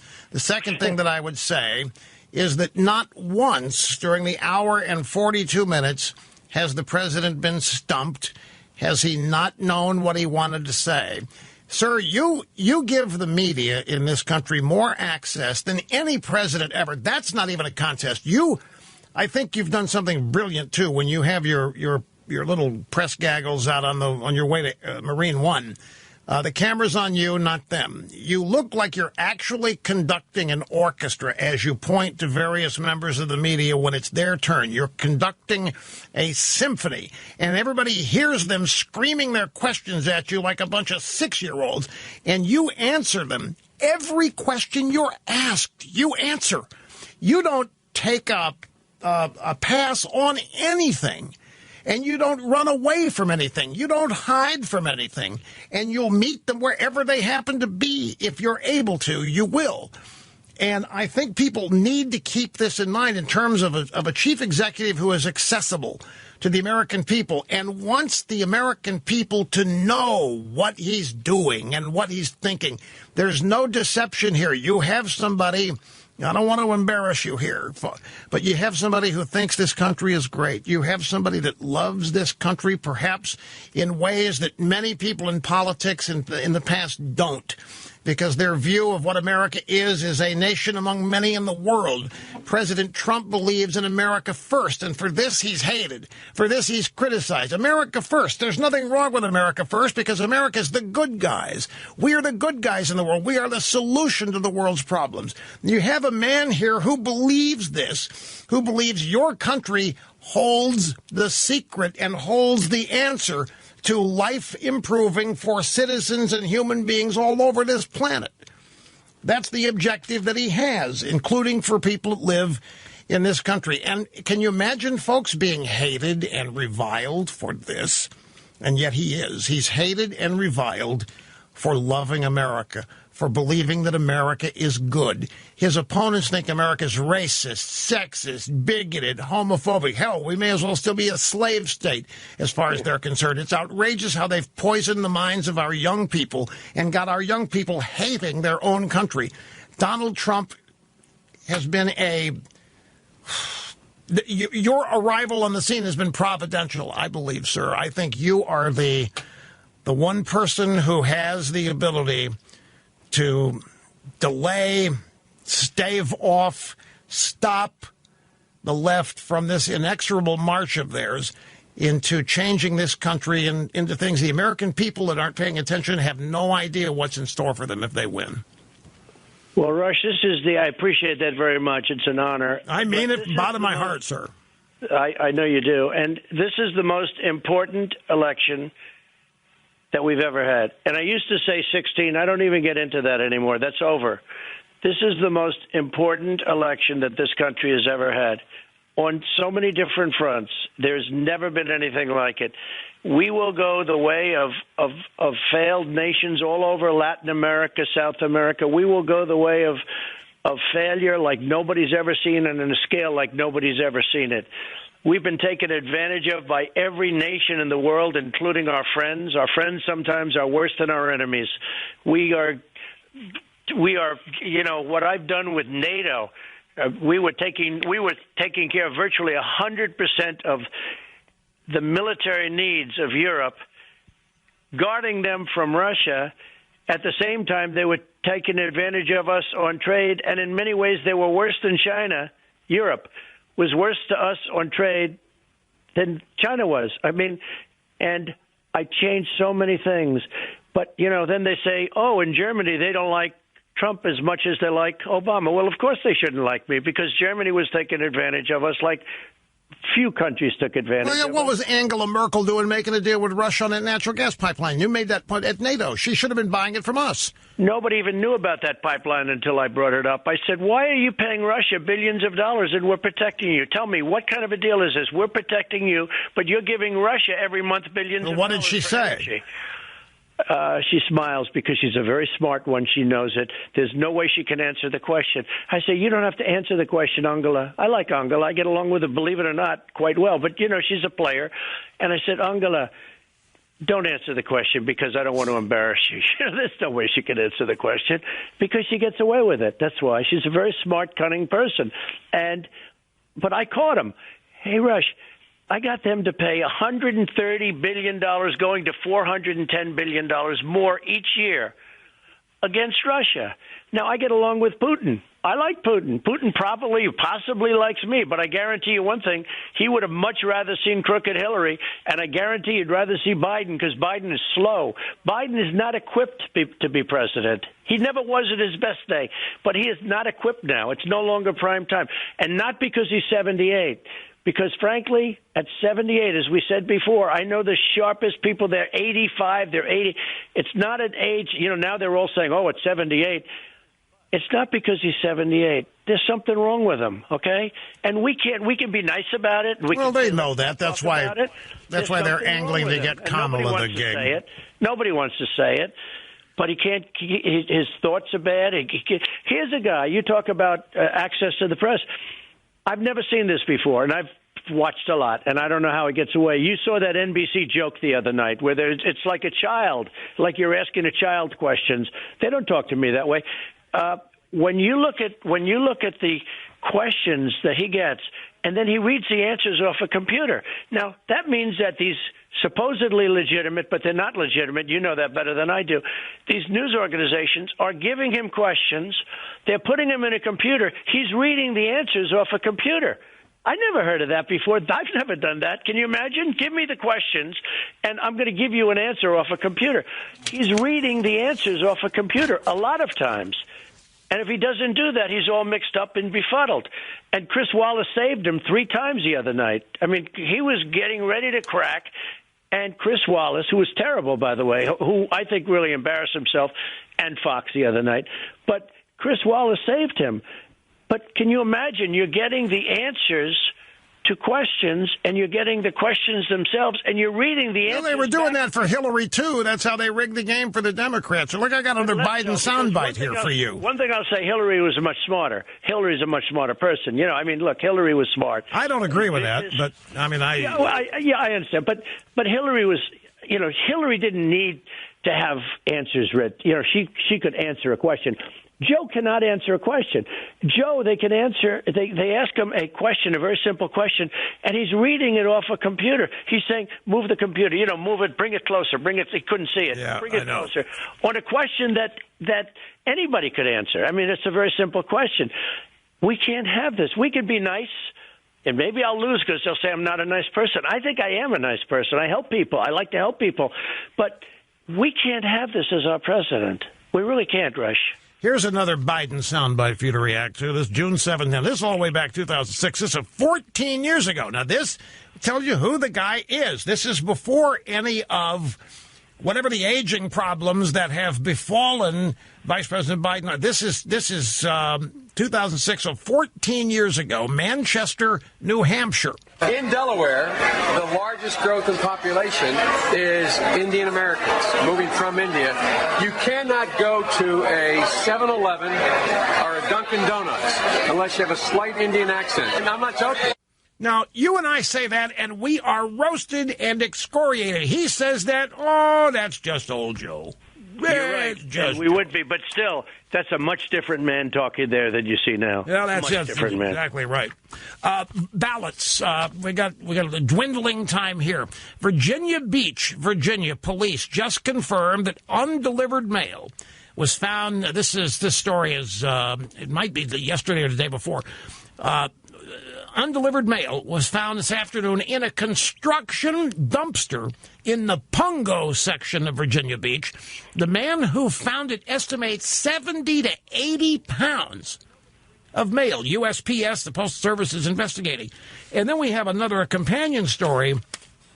Mail-in ballots in Westmoreland County, Pennsylvania, have been delayed. Voters are confused and frustrated. 58,000 mail-in ballots. One county, sir, in one state. Extrapolate that to the entire state. 58,000 mail-in ballots, or as the Democrats see it, mail-in fraud. That's another thing that people wanted. What can be done about this?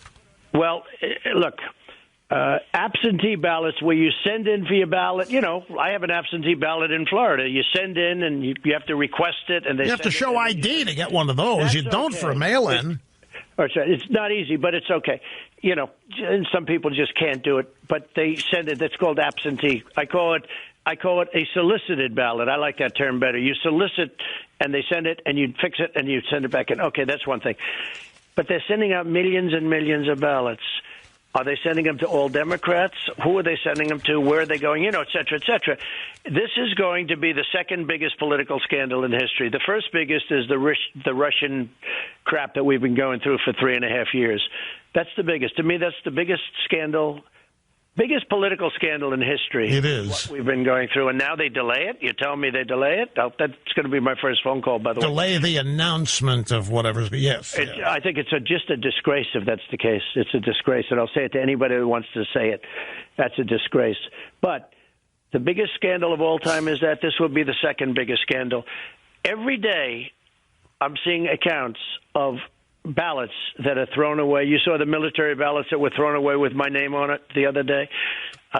Every day you see scandal about these millions of ballots that's being sent out. It's the single biggest risk in this election.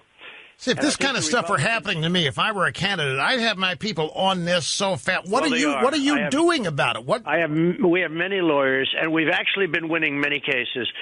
How about where they have the ballots counted, and the ballots have to be in by November 3rd, Election Day, but they don't have to be counted for 2 weeks later? Well, that means you're never going to know who won the election. You know, it's going to be 2 weeks later. I want to see on November 3rd who won the election. So do you. You want to turn on your television like we have for the last 50 years and find out who won the election, right? You don't want to say, oh, gee, they have 2 weeks to count their ballots. And then what happens is all sorts of ballots start showing up miraculously. We're watching it very closely, and we're winning a lot of cases, Rush. You don't see it too much. We just won a big case in North Carolina. We just won a big case in Pennsylvania, I think. We're going to win. We're winning a lot of cases. Rhode Island won a big case where the ballots have to be done in a certain way. But the best way is to get up. Now, I tell you what, our people, your people, my people, Republican people, they get out, and they're all my people as far as everyone's my people. But Republicans tend to get out and vote. And that's what they should do. Early voting, but at a machine. Early voting or voting on November 3rd. And wait till you see the kind of love that's going to be expressed the day those polls open. The day those machines open, wait till you see. But the Democrats are sending in 80% of theirs by ballot. Now, one thing we've noticed from what I hear and from what I'm reading is a lot of the ballots, all they're doing is taking from people that would have voted in the first place. They're not a lot of new voters. You know, we have many more registered voters than we've picked up a lot of voters, the Republicans. I think you're going to see a very, very big explosion when those polls open up, Rush. But a large percentage, like 80% of the Republicans want to vote. They want to actually go to a poll and vote. Yeah. Whereas it's almost the opposite. For whatever reason, with the Democrats. I think you're going to see a very big explosion of voting. Well, the Democrats need a little yellow bus showing up, picking them up, taking them to the polls, getting there on their own. Right. And then they do the harvesting thing, which is terrible, which is illegal in many places, even with the laws that are being passed, where they go around and they start picking up everybody's votes. We have a big enthusiasm gap. Our gap is so much more enthusiastic, like 30, 35 points. There's never been a gap of enthusiasm between, let's say, me and him. That there is. Look at the boat shows. I mean, thousands of boats in the ocean and in the lakes. And that's another thing. That Gallup poll that shows 56% of the American people think they're better off now than they were 4 years ago, even in the midst of pandemic. Right. There's another part of that poll when they ask people after who do you think's going to win and how do you think when they ask people, who do you think is actually going to be elected president? You are the by a lot, by absolute lot. And that poll, that's never been wrong, by the way, sir. That question has never been wrong. They say, who is your neighbor going to vote for? Yeah, and exactly. Who do you think your neighbor is going to vote? Exactly. They know their neighbors. No, because people don't want to get involved. I mean, even the signs. We have signs all over the place. We have signs in states, but they steal the signs. People steal the signs, and they're stealing, it's a well-known thing. They're stealing the signs. No, our enthusiasm is far greater than it was 4 years ago. Far greater, because they love the job we're doing. And they know this pandemic was a horrible thing that happened to us. It should have never been allowed to happen by China. China's going to pay a big price. And it's one of those things, but it happened. And we've done a great job on it. We got no credit. I'll tell you what, if this turns out to be right, that this medicine is going to make people better, that's a game changer like nobody's ever seen before, and it's going to happen. It's going to happen, Rish. Mr. President, thank you. You have 2 hours here, and I know you've got a jam-packed day left on your schedule. That's true. That's true, but it's an honor. It's an honor to be with you for 2 hours. You have no idea. It's a great honor. Well, it's great to have you here, and I know you got Brother Levin tonight. You're doing his show tonight, and that's going to be kick-ass. So we appreciate it, sir. We love you, and I meant everything I said today. You are the person standing in the way. You are the one that true American patriots have invested their hopes for their future and their kids' future in. You are the person they are depending on to stave off this attack on our country that is coming from inside. It's coming from inside our country as opposed to outside, although that's happening too. It is largely. And you know what I say oftentimes when people say that? I have no choice. I have to do it. I have no choice. And that's what I'm doing. And best of luck to you, sir. Thank you so much.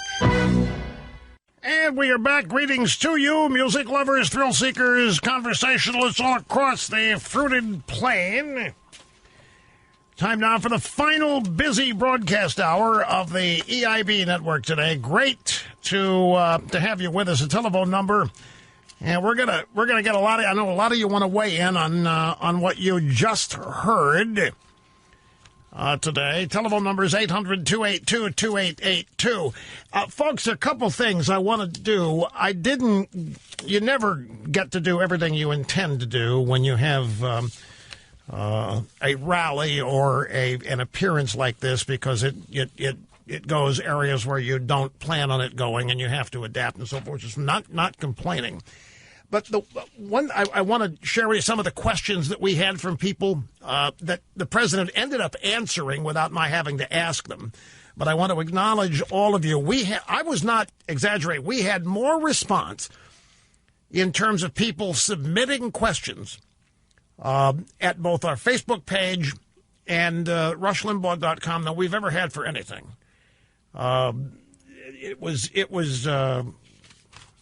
It was incredible. Millions and millions and millions and millions of responses.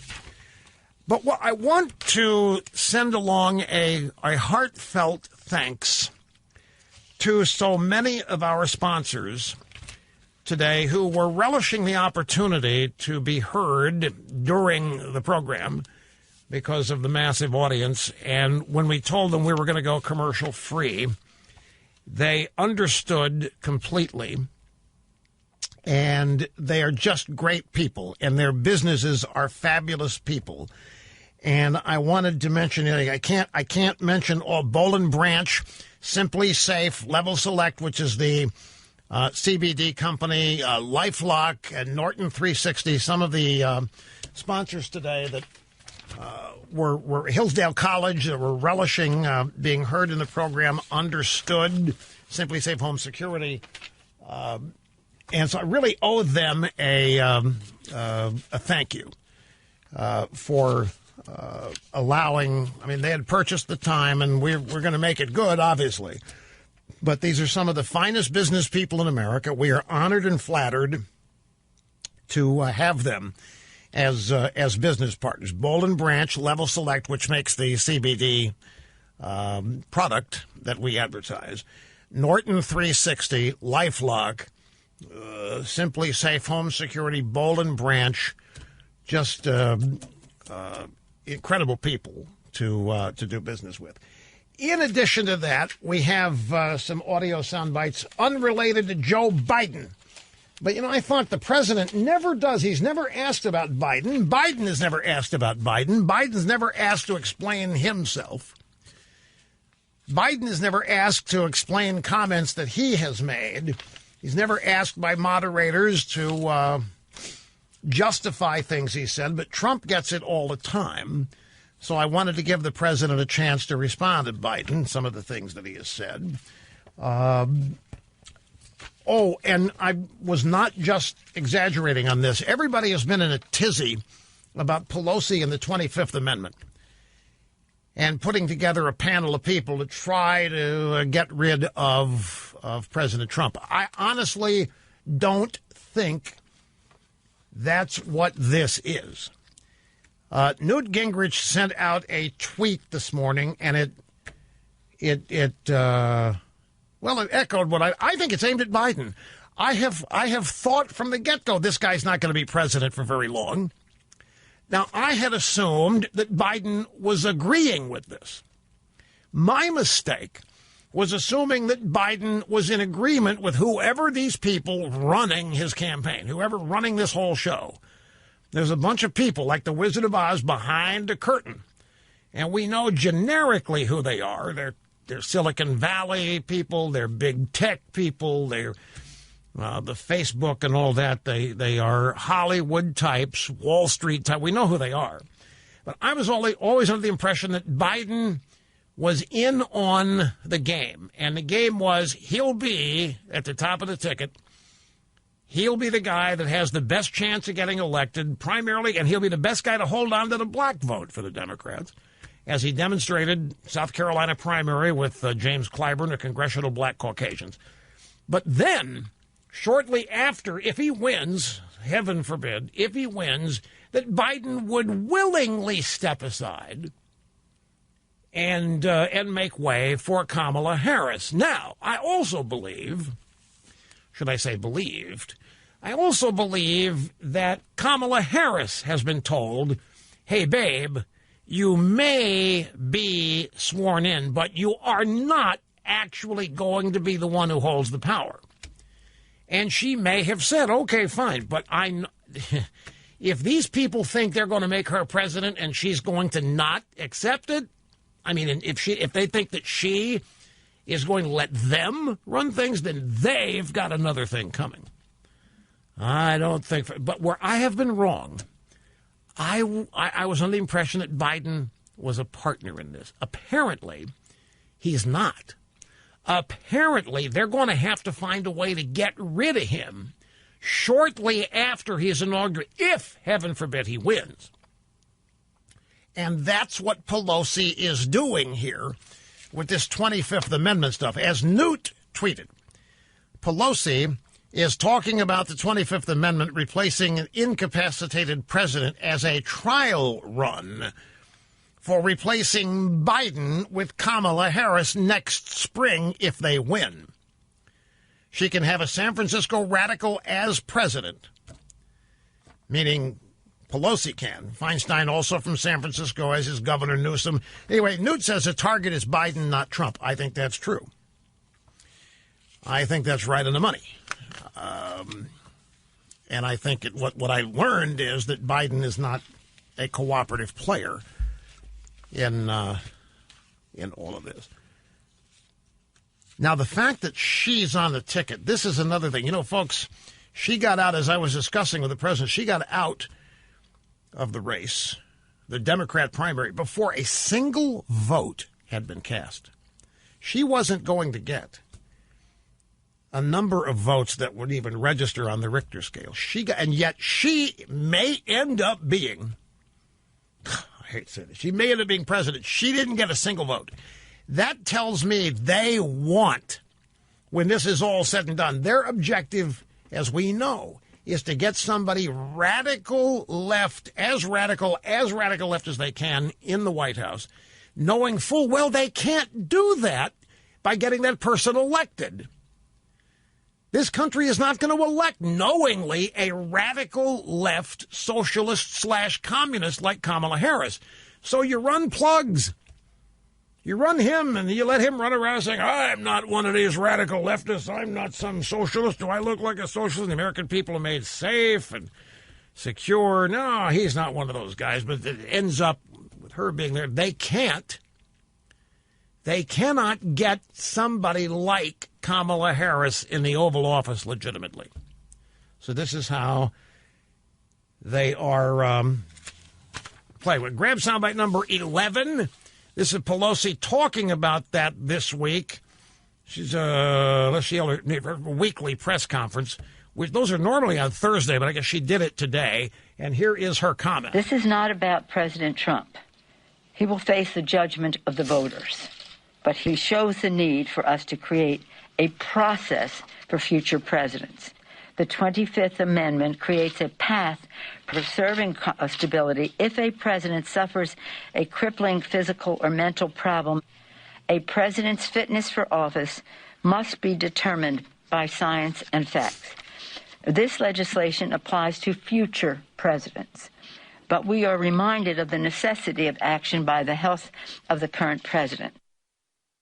I think she's being honest to a degree. By the way, this doesn't have a prayer of working on Trump. He's not suffering a disability. Donald Trump does not have a disability. There's no way the 25th Amendment works. But with plugs, with Joe Biden, it's a different ballgame. He has, and it may be demonstrable as time goes on, he has a disability. And so we will take her at her word on this. Now, grab soundbite number 10. I want to play one more Biden soundbite. I'm assuming that we have many of you who were here with the president still tuning in. One of the objectives today was to share with millions and millions of you are not Republicans. Millions and millions of you are independents, moderates, Democrats. And millions and millions of you may have been tuning in today for the first time. And one of the things we always try to do here is seriously inform people. The objective is to keep people informed. Joe Biden is actually the guy who should have been held legally accountable for his actions in Ukraine, not President Trump. President Trump was impeached over a phone call to the president of Ukraine, and there was no impeachable offense whatsoever. But on the theory that many of you do not know who Joe Biden really is, because the media does not report on Joe Biden as he really is, I want to play for you. We've cited this video. We've talked about it a lot. This is January 23rd, 2018. At the Council on Foreign Relations. It's a David Rockefeller organization in New York. And people like Barbara Walters and some highfalutin media people are members to give it credibility and so forth. And Biden appeared there, January 23rd, 2018, to brag about how he threatened a Ukrainian prosecutor who was investigating his son. And he threatened the Ukrainian government into getting rid of the prosecutor. And worse than that, he threatened to withhold $1 billion in American aid if they didn't get rid of this prosecutor and if they didn't drop the case against his son. Now, whatever you think Trump did on a phone call with the Ukrainian president, it doesn't compare to this. This is genuine criminality, corruption, and he's admitting to it. In 2018, why is he admitting to it? Because he knows nobody's ever going to try to hold him accountable. The media is not going to try to hold him accountable. He's Joe Biden, he's a Democrat. He's Biden, Obama's vice president. But here is what he said. I went over, I guess, the 12th, 13th time to Kyiv, and I was supposed to announce that there was another $1 billion loan guarantee. And I had gotten a commitment from Poroshenko and from Yatsenyuk that they would take action against the state prosecutor, and they didn't. I said, no, I'm not going to, or we're not going to give you the $1 billion. They said, you have no authority. You're not the president. The president said. I said, call him. I said, I'm telling you, you're not getting the $1 billion. I said, you're not getting the $1 billion. I'm going to be leaving here. And I think it was, 6 hours? I said, I'm leaving in 6 hours. If the prosecutor's not fired, you're not getting the money. Well, son of a bitch. Got fired. Yeah, there they are, all left. Son of a bitch, son of a bitch. Why, guess what? They fired the prosecutor, and the investigation of my son stopped. And he's there bragging about this to fellow members of the Council on Foreign Relations. And he says, now they said, you have no authority, you're not the president. I said, call him. This is Biden. I said, call it. Call Obama. This implicates Obama. Biden implicated Obama in this criminality, which is exactly what this is. So those of you who are, when I say ignorant, I don't mean it in an insulting way. Ignorant means you just don't know. If you don't know about Joe Biden and who he really is, if you've bought this story that Trump should have been impeached over this whistleblower BS over a phone call with the Ukrainian president, here is Biden admitting to extortion. Biden is admitting to threatening the government of Ukraine withhold $1 billion in aid with Obama's sanction if they didn't fire the prosecutor getting close to nailing Biden's son. This would be Hunter. And they got rid of the prosecutor. The prosecutor's fired inside of 6 hours. And Biden's bragging about it. Let's take a brief break. We'll come back and continue right after this. How are you? Welcome back. Great to have you with us. Folks, really, in a lot of places around the country, we are either at or nearing the last day to register to vote in your state. There really is no substitute. People say, what can I do? Meaning beyond voting. Make sure you vote is number one. You'd be amazed. The Trump people, they do extensive surveys of the people that show up at these rallies. And I don't have the latest analysis right in front of me, but I'm going to get close. I'll recreate my memory. You would not believe the makeup of people at recent Trump rallies at these hangars.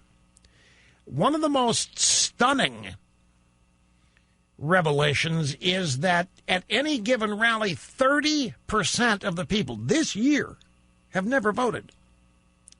30% have never voted. An extraordinary percentage of the people that show up are Democrats. It would boggle your mind. And so you have to assume that these people who are showing up who've never voted are going to register and vote, and that it's going to make a huge difference. These people are largely not being found by pollsters, but it's a really revealing set of statistics about the people who show up. The point is there are more people who don't vote than you would believe. You who vote regularly assume that a vast majority do, but and leading up to elections, we always hear about these rock the vote, get out the vote, all these youth vote programs, which are designed to use in conjunction with MTV or other outfits, designed to turn out the vote from 18 to 24. And we're told every election that demographic is going to change the outcome. And you know what happens? Hardly any of them ever show up to vote. They brag about it, they talk about it, but on election day, they don't show up. You would be amazed at the percentage of Americans who are not registered and who don't vote. So, just voting You don't have any idea how impactful it is. Showing up on Election Day. I realize many of you are scared, that you think there are going to be forces arrayed, violent forces arrayed to intimidate you into leaving before you vote. But I'm telling you, there's no substitute for showing up on Election Day and voting, because it skews the exit polls, it skews the turnout data away from the way the left wants to report it. I just cannot emphasize enough how important voting is. And I'm harping on this because people say, what else can I do? As though there's something that's more important. There isn't anything more important than that. Other than maybe getting everybody to go out and vote, too. Become a nag about voting. Ask everybody if they've registered, and then don't believe them when they tell you they have. Don't believe them and keep harping on them. You want something else to do? How about turn a Democrat? How about Operation Turn a Democrat? How about if every one of you try to convince a Democrat that you know to vote Trump? If a sizable number of people were able to do you realize what kind of impact that would have? Operation Turn a Democrat. I know you might think Russia's not possible. These people are nuts. These people are insane. I know. I'm well aware of how some of them don't seem to be,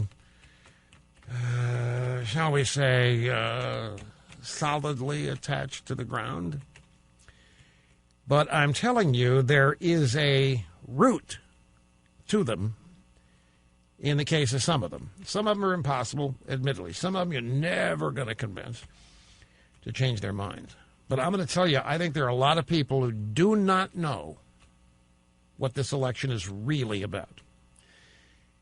They do not know what's at stake. They think it's traditional Democrats versus Republicans. The Republicans don't care about people. The Republicans are racist and bigots and for the rich. And the Democrats love the little guy. Democrats like the small fry. Democrats care about people. It's not about that, folks. That's not true anymore anyway. It's the Democrats that don't care about the little guy. But that's not what the election's about.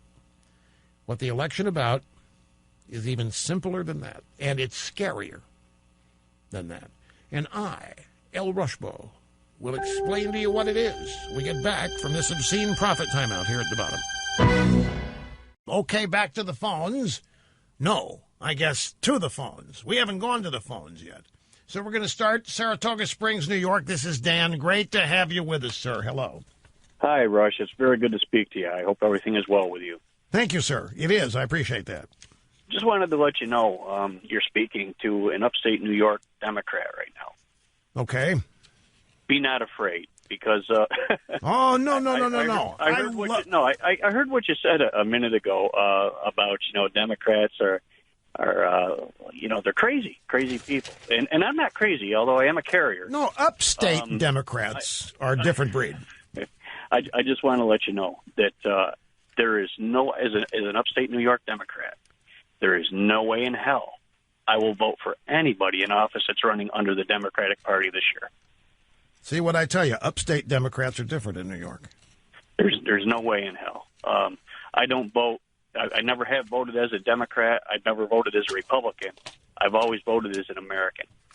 And the only way to preserve America, in my eyes, is to vote for our president, Donald Trump. Well, that's great to hear. Why do you have that attitude about him when most Democrats, showing a picture of Trump's like showing Dracula the cross. Oh, no. Again, you're talking about Democrats. I just happen to be a registered Democrat. I'm an American first. And as an American, there is nobody else that's running for president. I mean, that you have Joe Biden, who can't put together 3 words, and you have Kamala Harris. And I don't, if you looked at her the other night on the debate stage, she come off as a pompous windbag, and she really just looked evil to me. She just come across as an evil person. And well, wait a minute. Let me jump in there, because when you call somebody evil, I think you lose the audience. What you want to convey is that she was instead, and this is, of course, my opinion, she was very condescending. She came across as having an opinion of herself that is better than everyone else. She was snarky. She was, what was the word that I used to describe her? I'm having a mental block. I had a bunch of people sending me notes about it that night. Snarky is not, but it's close to that. She was just came across as unlikable and condescending and arrogant. She typical liberal, just classical liberal, smarter than you, not worth her time to even be in the same room with you, just very, very uppity in her own ways. Now, she may be evil ideologically. I wouldn't disagree with that. I actually think that she is, in a sense. Anyway, Dan, I appreciate the call. Ron in Newton, Connecticut, you're next on the EIB network. Hello. Hey, Rush. What's going on? I hope you feel well. Thank you, sir. And, I just wanted to say I listened to the whole show with the president, and my God, he got me fired up. Oh, my God, he got me fired up because you don't get nothing like that from Joe Biden. He's like a snail, a slug. The president just went through COVID. He's on fire. He's great. Oh, my God, I hope he gets back in. But my point is, if these Democrats love their states and their cities so much, why are they leaving? I live in Connecticut, and all I see is New York plates. Everybody's leaving. My buddy lives in Montana. He gets the California plates. Stay in your states. Straighten them out. You know what I mean? I know the president can, because, the Democrat states and cities are so messed up, I mean, it's just outstanding because they just leave. And what are they going to do? Are they going to come to my state and screw up my state now? Yes, exactly. That's what they're going to do. They're going to come and they're going to bring their politics that screwed up the state they're leaving, and they're going to corrupt your state. Yes, exactly right.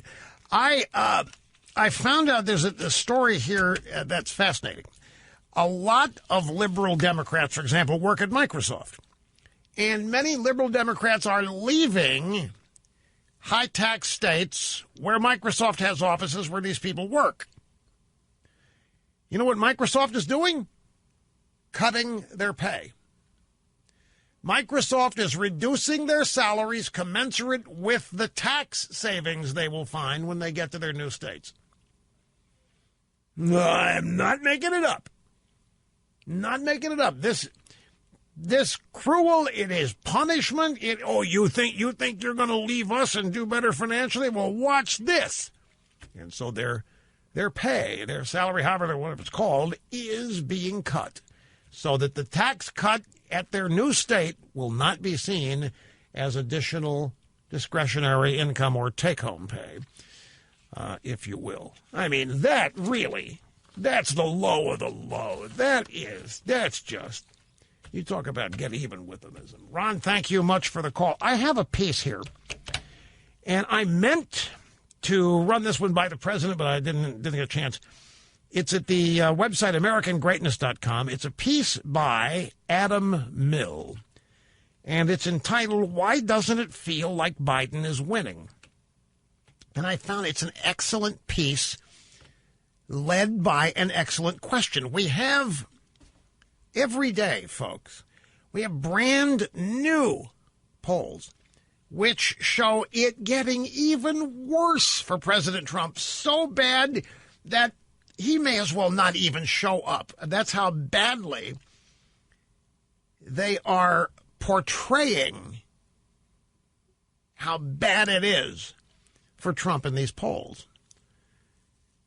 Like, the latest one I saw, Charlie Cook of the now famous Cook Report, thinks the Democrats could win 15 more seats in the House, that the Democrats are going to win the Senate,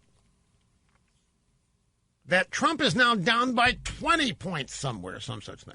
So this guy's question is, well, if all of that is true, why doesn't it feel like Biden is winning? Now here, try this poll quote, folks. This is a brilliant question. If we had no polls, if we had no betting markets, if we had no professional pontificators, if we had no professional pundits out there, particularly on the left, what outcome would we predict from the things we can observe with our own eyes and ears in the presidential race? Excellent question. If there were no polls, who would you think is winning? If there were no betting markets, which is just another form of a poll, who would you think is winning? If there were no professional pundits out there amplifying what the polls are saying, who would you think is winning, and on what basis? Another pull quote. While the public consumes a steady diet of polls commissioned by the same news organizations that so obviously want to wish a Trump defeat into reality, we know that the campaigns conduct their own internal or secret polling. Thus, we should take note when the actions of the campaign don't match the numbers in the polls. For example, do you know that Trump has canceled a bunch of ad buys in battleground states he needs to win?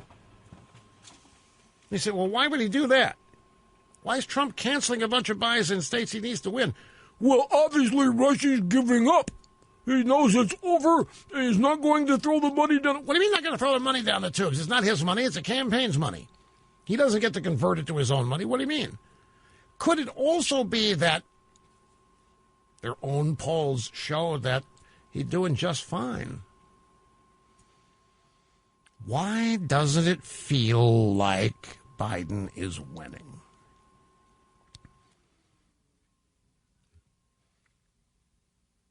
On Tuesday, November 8th, 2016, 7 p.m., I entered an Uber to travel to a Chicago area stand-up comedy club in search of escape from the inevitable. The New York Times set Clinton's percentage chance at victory in the high 90s. The driver of my Uber had his radio tuned to a panel of NPR election experts assembled to announce the results as they came in. Most of the panel members chirped enthusiastically about Clinton's inevitable victory. But one Clinton supporter spoke in hushed tones regarding the results from a particular county in Florida. I could hear it in his voice. My news sources still showed a likely Clinton victory, but this expert's voice told the truth. The polls were wrong. The media is actively sheltering plugs Biden. If a Biden victory were indeed inevitable, would we see such vigorous coordination by the media to shelter and prop him up? As I recently noted, even a casual observer could see the media seem to be tipping off Biden on the already softball questions it intended to ask. It's also clear the moderator at the first debate frequently interfered to protect Biden from questions about his son's corruption, questions about Biden's Supreme Court nominees, questions about Biden's position on phasing out private insurance, questions on Biden's specific criticism of Trump's COVID-19 policies, and the reasons for Biden's law enforcement support deficit. It's a good question. Why doesn't it feel like Biden is winning? Got to take a break. Be right back. By the way, something I've been meaning to mention for a couple of weeks now when the debate started. A good friend of mine, Roger Ailes, is in one way largely responsible for the debate concept, particularly debate rehearsal, debate training. Ailes really prepared George H.W. Bush, and Richard Nixon and Reagan for their debates. And there is a documentary that is available now called Man in the Arena. And you can get it, maninthearena.com, on iTunes and Amazon. You can purchase it or rent it. I, my friends, am in it. President Trump is in this. It was Ailes responsible for the Dukakis Beetle Bailey helmet in the tank ad, for example. It was Ailes that came up with Reagan's winning line opposite Mondale, meaning I'm not going to hold my opponent's relative youth against him. Anyway, John Voight is the narrator of Man in the Arena. And Roger Ailes founded Fox News. He was a man behind the camera, in addition to Man in the Arena. A lot of people didn't know him per se. This is how you get to know the person who did invent Fox. Executive produced my TV show at the same time. ManInTheMiddle.com, ManInTheArena.com, and iTunes and Amazon. That's it, folks. We are out of time. Thank you so much for being with us today. Historic busy day on the EIB network. I hope you have a great weekend, and we plan on being right back here on Monday. So we will see you then.